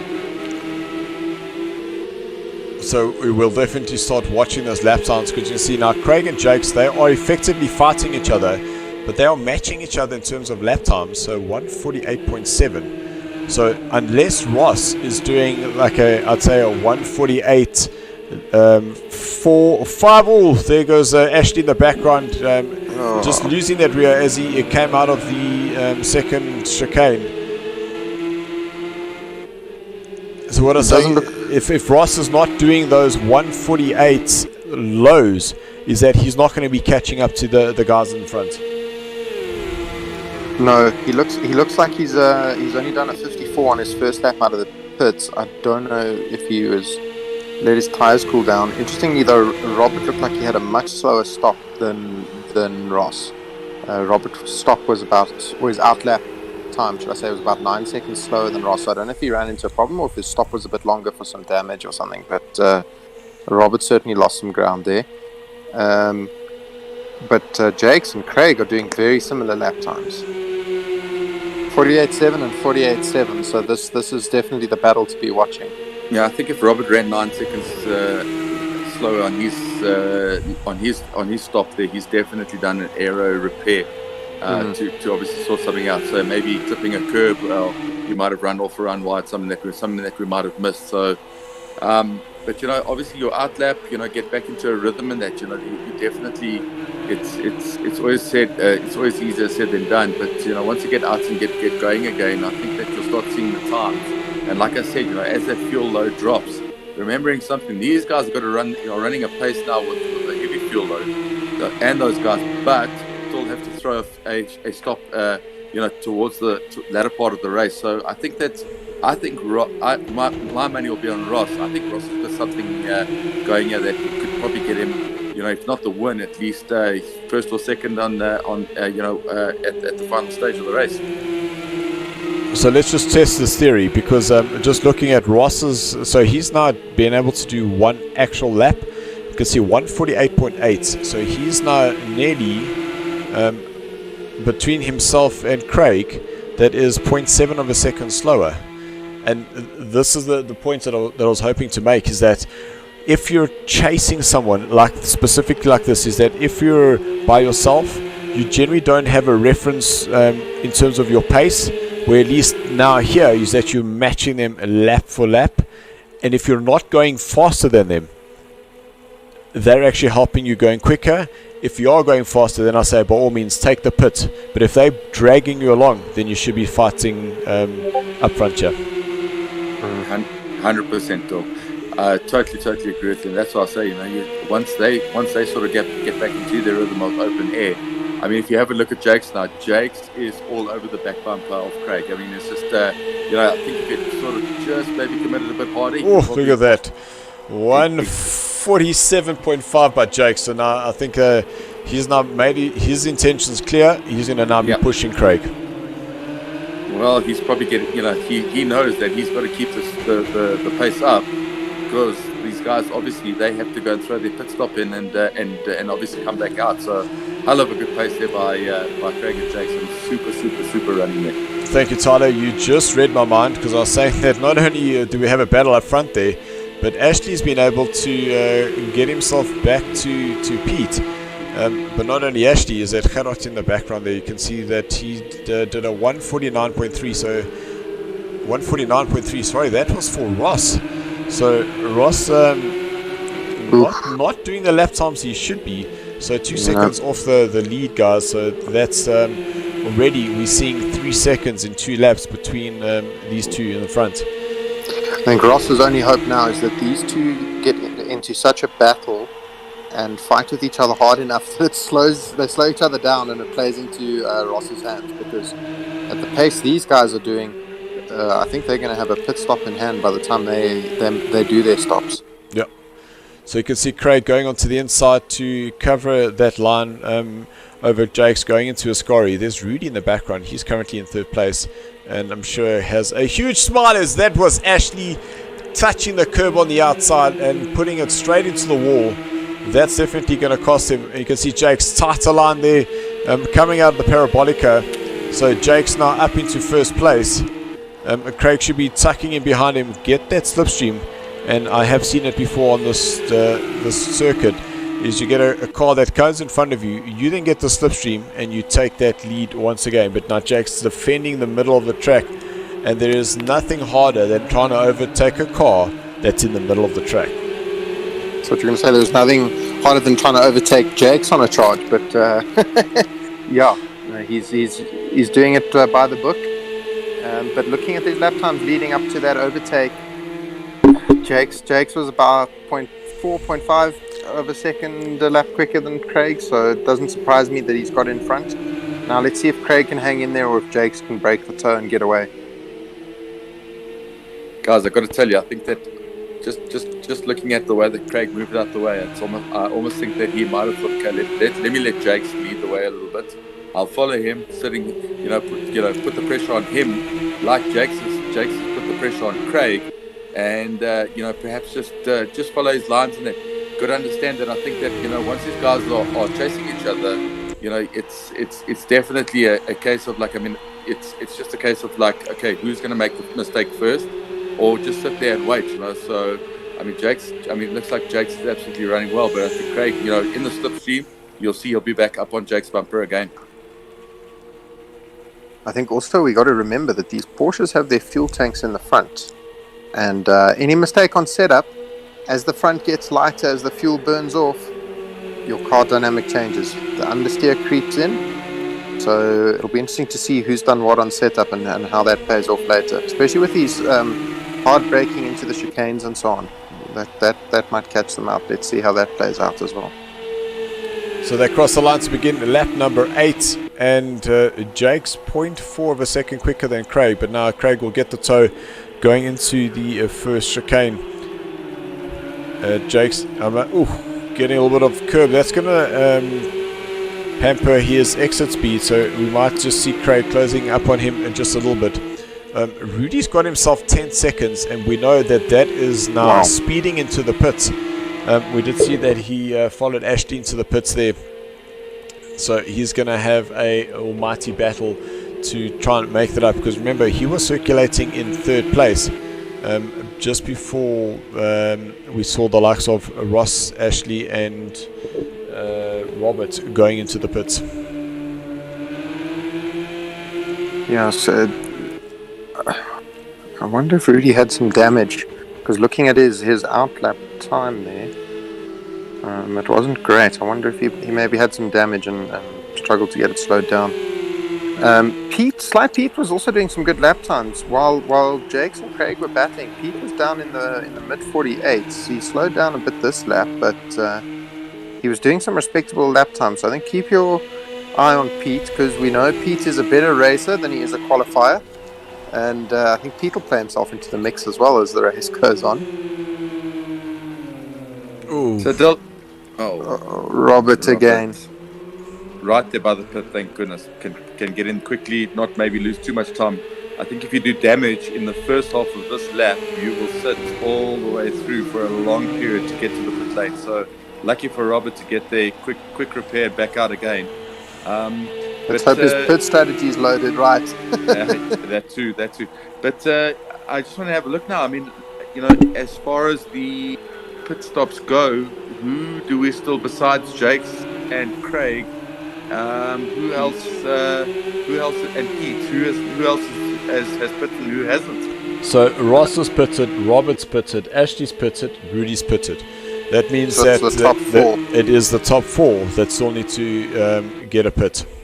Okay, and I think Robert's pitted twice, so for a bit of damage. So let's hope that he gets out and gets going quickly. So we saw in the Bravo tier that pit stop was 30 seconds. Looking at Ross, is that between Craig and Jakes, Ross is 34 seconds. So Jakes does have that 4 to 5 second buffer when he goes into the pits. Yeah, and Jakes on the last lap was a second a lap quicker than Craig, and 1.1 seconds quicker than Ross. So Ross is going to have to put in some pretty good laps before these guys pit to sort of make the most of that opportunity. So guys, if you have joined us right now, you have joined us just about halfway of the Alpha tier. With the Heritage Day, we have lost just a few drivers, so only 8 drivers being able to start here in the Alpha tier. We did have 16 drivers in the Bravo tier, and that was due a combination of both Alpha, Bravo and Charlie drivers, so 16 drivers there, only 12 that finished. There we go, Craig deciding that now's the time to go into the pits. Okay, now it'll be interesting to see where he comes out and what traffic he has to deal with, if any. So Jakes was a little bit slower on that last lap by. Gerard's also pitting. Gerard is also in as well. And it, according to where you can see Craig now, he's already exiting.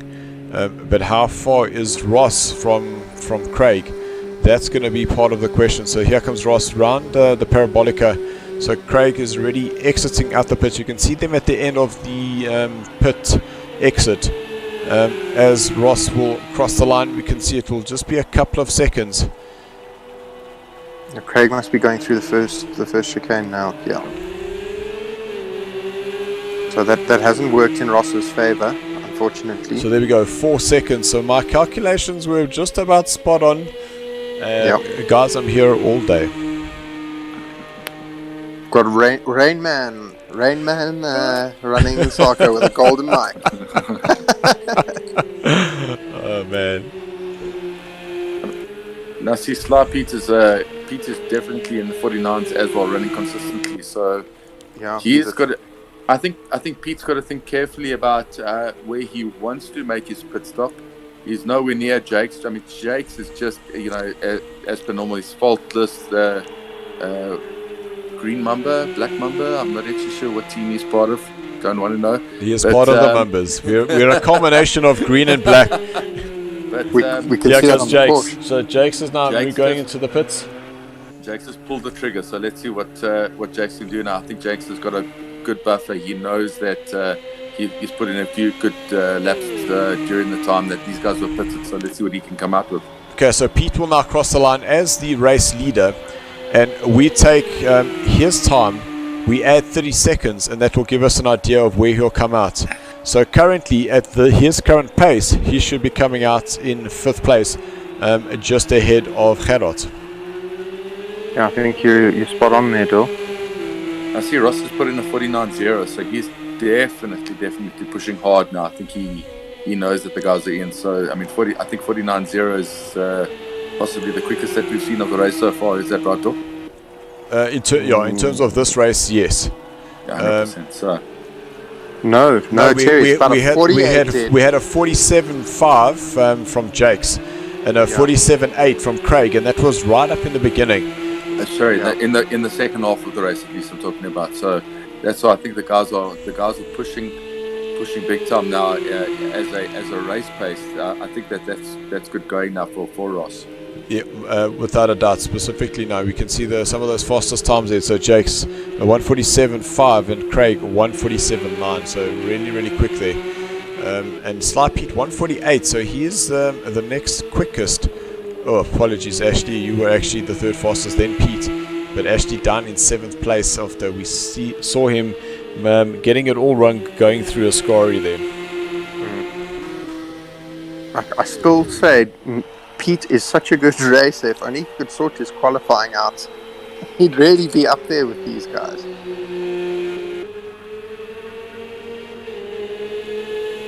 And Jakes is now just so precisely. I see that he's now keeping the car well off those curbs.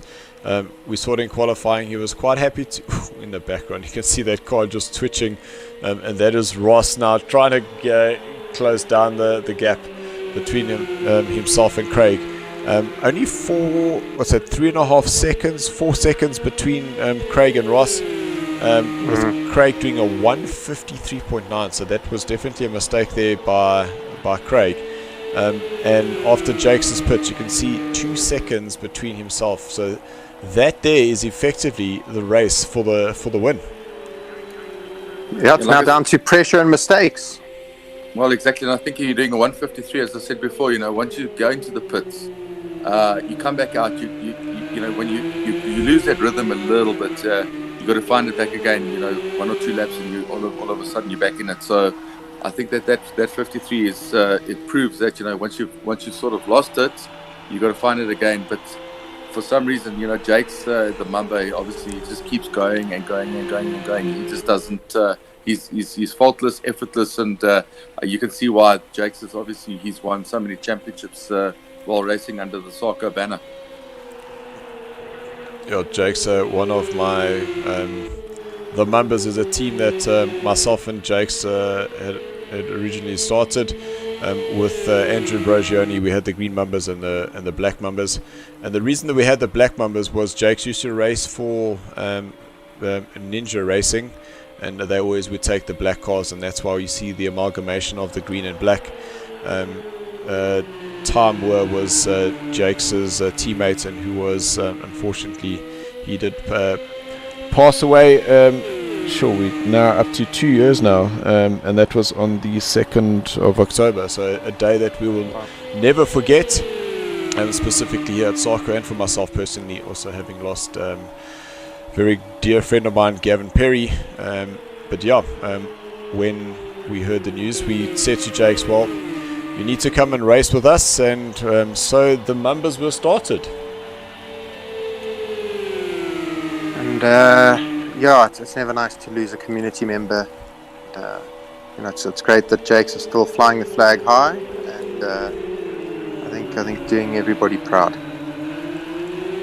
So that's it. But guys, listen, if you have a look now, Craig is right there. Now starting to. Craig has found his mojo, and he's now sitting. I think that he's sort of sitting in Jake's slipstream, where Jakes is now, I think, sitting maybe in the wrong position in the race, where he's now pulling Craig closer and closer to him.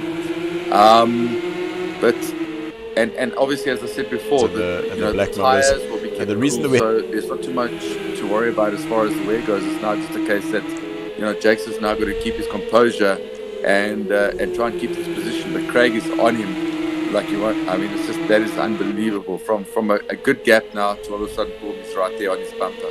Yeah, 0.7 of a second. It is very, very close. Slight Pete's doing some good lap times, and that gap's extending a bit. let's see how long Pete waits for his stop. I reckon he's going to do it in the last 5 minutes. Let's see what the gap looks like towards his pit stop.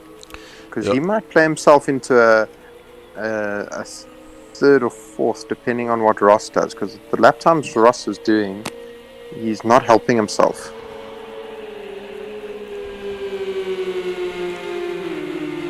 Yeah, that last 5 minutes, that's definitely a Marius tactic right there, is that he likes to keep it as late as possible.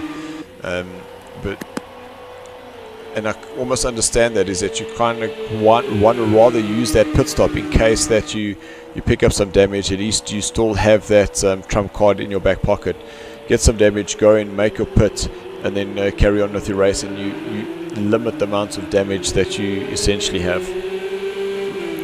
Definitely, it's a great strategy to have. The other thought I had was maybe Pete likes to get into a rhythm and doesn't want to break that rhythm like halfway through the race, so leaves it till right to the end, so he sort of knows how the cards have all fallen. Yeah, see, I'm more of an attack kind of guy. I'd rather get my pit stop done and dusted earlier on, so that I know that get the rhythm right. Because what happens, you get yourself into the rhythm, you then have your pit stop, and it's those last 5 minutes you fighting now to try to get back in that rhythm. This is when the mistakes start happening. You don't get the tires warmed up again, and it's definitely not something that it likes to do. Rather do the pit earlier and then have a solid end to the race. And that's generally just from my setup point of view, is when the car comes back to me, is struggle in the beginning, have a fairly good midsection, but it's that last, once that car goes under that 50 litre to 35 litres, man oh man, that's my favourite time. You can brake a bit later, you can turn it in a bit more aggressively, and get on that power a bit better. Hey, Dol, bit of all of that. 100%. 100%. I also think it's just a psychological thing from a weight point of view, is that the car is now lighter. Now, this is how I practiced it. This is how it should feel. For sure, with you, 100%. I think Jake's has got the message that we're talking about. Craig catching up on him, and he's put the hammer down. I think he's now starting to press hard. But I don't know if you guys have seen, but Craig seems to have a issue with the car. Certainly through the parabolica, he's having to back out of quite a lot more than Jake's is. And you'll see that he's actually almost running wide. This is like the front is not hooking up. The fuel's burning off. The fuel's burning off and the front's getting lighter. The front's getting lighter. The footprint from the tyre now is just not doing what Craig wants it to do. His steering input now is obviously a lot more than Jake's. I gather that Jake's tyre pressures might be a little bit softer than what Craig is running at this moment in time. And it's starting to show now. Craig is battling through the faster corners, trying to get the car to turn in. I think Jakes has also sort of thought through the weather change. It started out as a clear race and it's gotten cloudy, and with that your track temperature disappears. So maybe Jakes has thought that through a little bit better. Most definitely. Exactly what you're saying. Get the tire pressures right for the conditions, and away you go.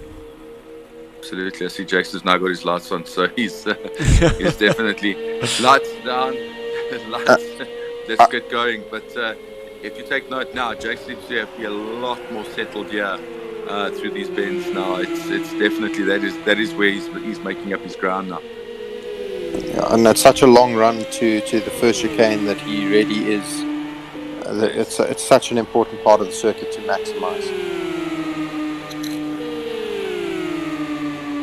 And seeing as we're more than halfway through the race, I just thought I'd check, as Mr. Verstappen would say, are you guys hydrating? Just checking. Yes, I am. Thank you very much.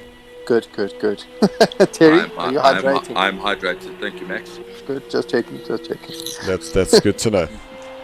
So there's Ashley, and that car is definitely looking worse for wear.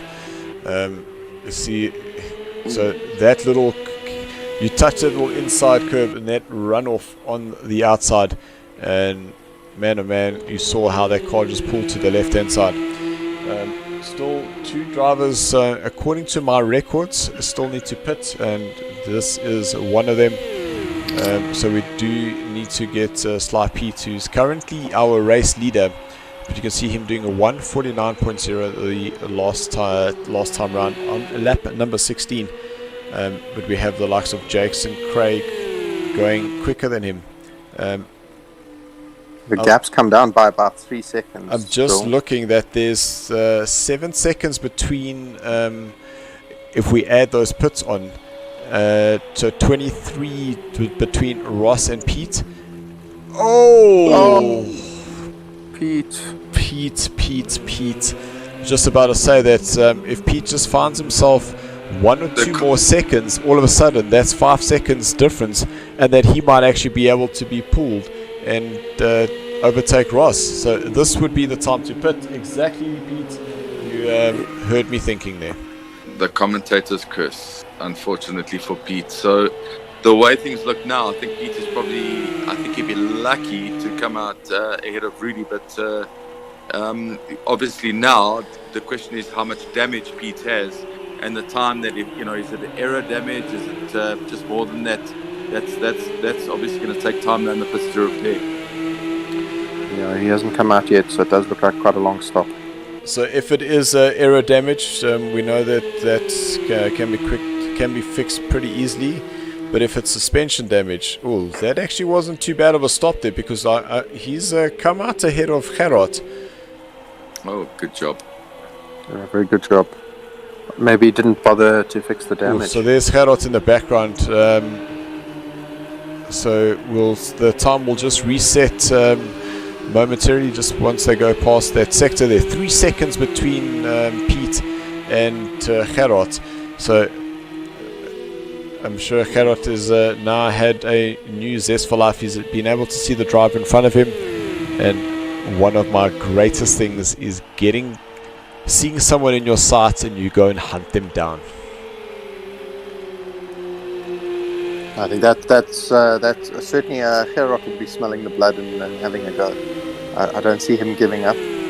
I think Pete might have come a bit too hot into Parabolica there and either downshifted with a bit of steering lock in there and spun it around, or I don't know, something like that. But I think he just tried a bit too hard, trying to match Jakes' times and made a mistake there, unfortunately.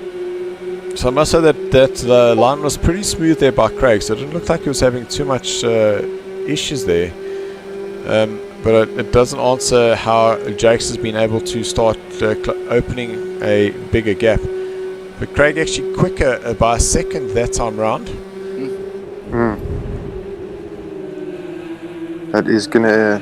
Yeah, he obviously hasn't given up. But Jakes has still got he's out of the toe, and so he's about almost 2 seconds behind Jakes. That's quite a... With 7 minutes to go, I don't know. He's got quite a gap to close there. I was just having a look now at the race with Robert and Ashley. I see that they also ride on each other. They probably... There we go. Yeah, absolutely. The battle of the bashed. The battle of the bashed. The guys are taking a few knocks front and rear, but certainly pushing on. And you know what? I admire the guys because they're pushing hard now, even though carrying the back end of the field. It's all about the bragging rights of who took the final spot. And I must say that the guys are pushing hard now all the way through.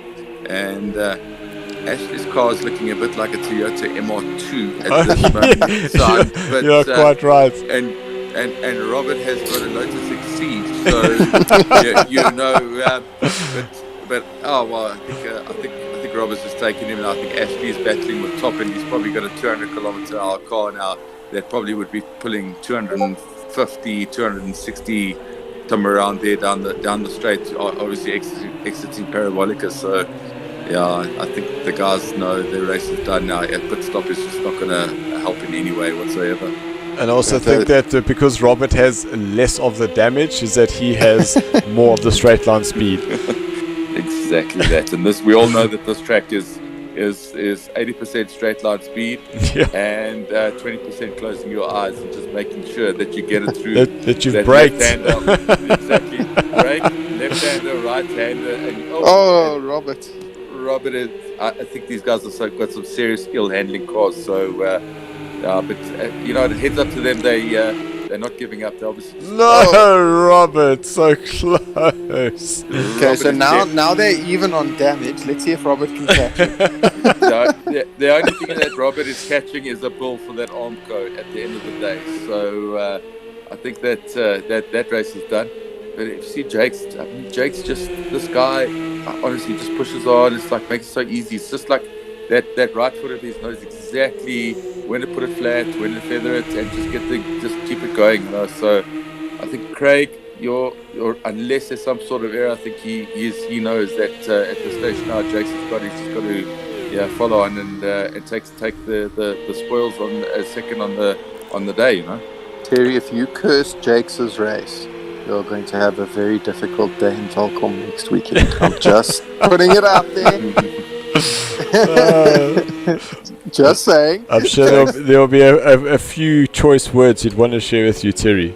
Jay, I have all the faith in that Mamba, don't you worry. He's the one Mamba I do have faith in. Yes, like. It's a good job your lunch meat was cooked before this commentary. This is a good job, man. Jeez, Jake's is, and honestly, I think with Marius out there, if Marius was taking on Jake's, we'd be seeing a totally different race, a lot more pressure, perhaps forcing a lot more errors. But we all know he's got problems with his wheel. He's got problems with his, obviously just battling a bit with his sternum, whatever it is, as well in that. So, Marius, look forward to having you back. But and that's called taking the shortcuts. The shortcut, which is the long way round, which is not the way, Ross. So next time, turn right and then a quick left, and that would have been a lot quicker for you. Yeah, good job. He's got a big gap back to Sly Pete, but yeah, certainly any hope of catching Craig and Jakes is definitely out the window now.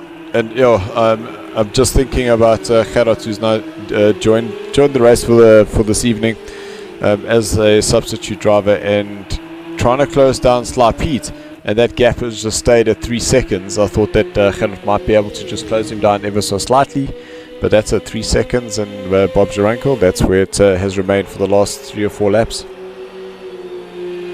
Yeah, I don't think they're making any inroads. Pete is good at getting into his rhythm. Even with a bit of damage, he'll find a rhythm, and he'll put in consistent lap times even with that damage. So I think that's what you'll find he's doing.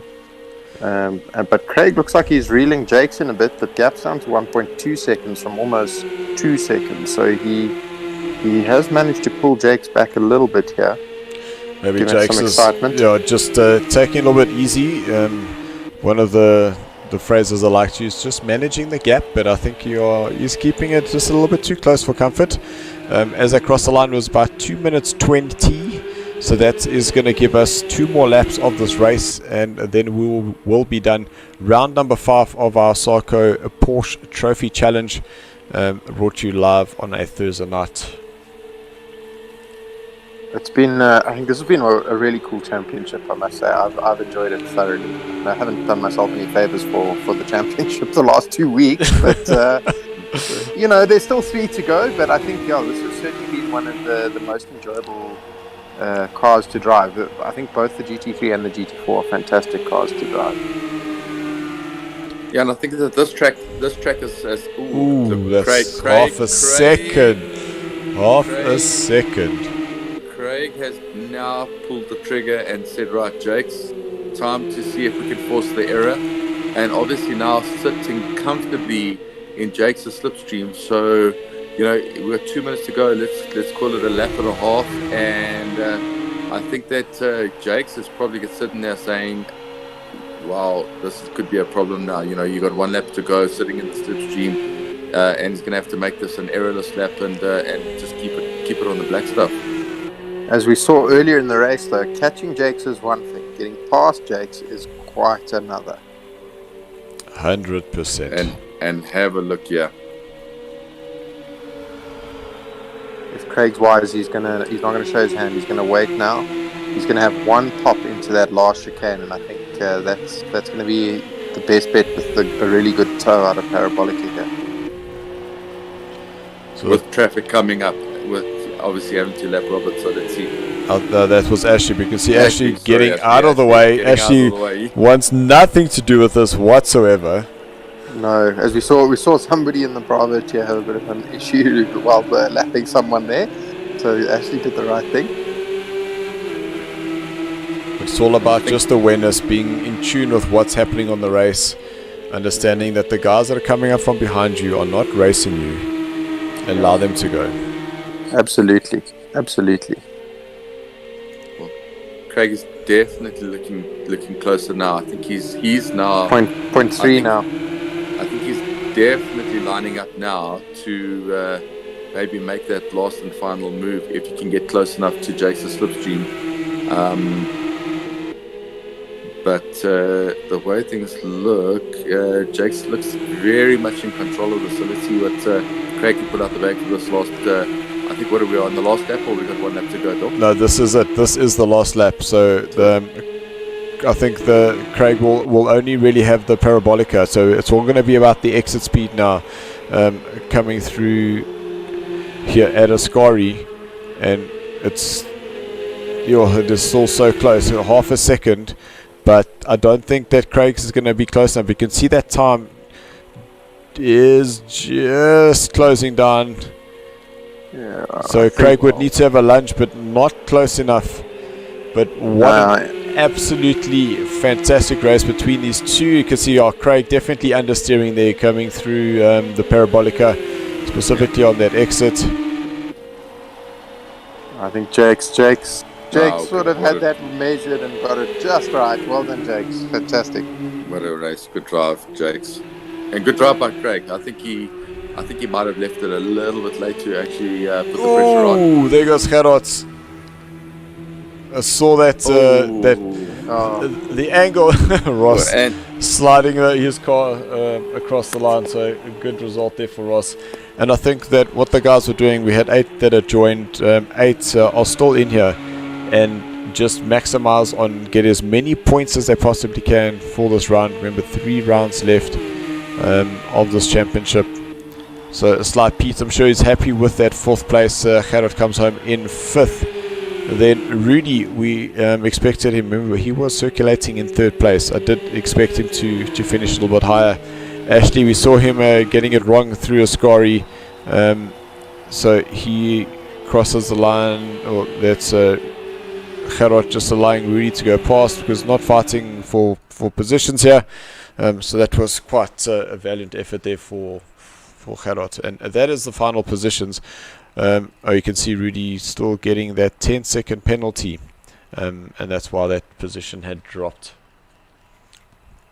Yeah, good race there, and I think unfortunately for the guys that decided to go and pit early in the race to try and get the undercut with this type of track, it unfortunately has caught them out. Definitely did not work out as planned. So well done to the guys, Jakes. Well done to Craig. Well done to Pete. Super race. But on to the next one, and we'll see what strategy works there, and obviously a bit of setup.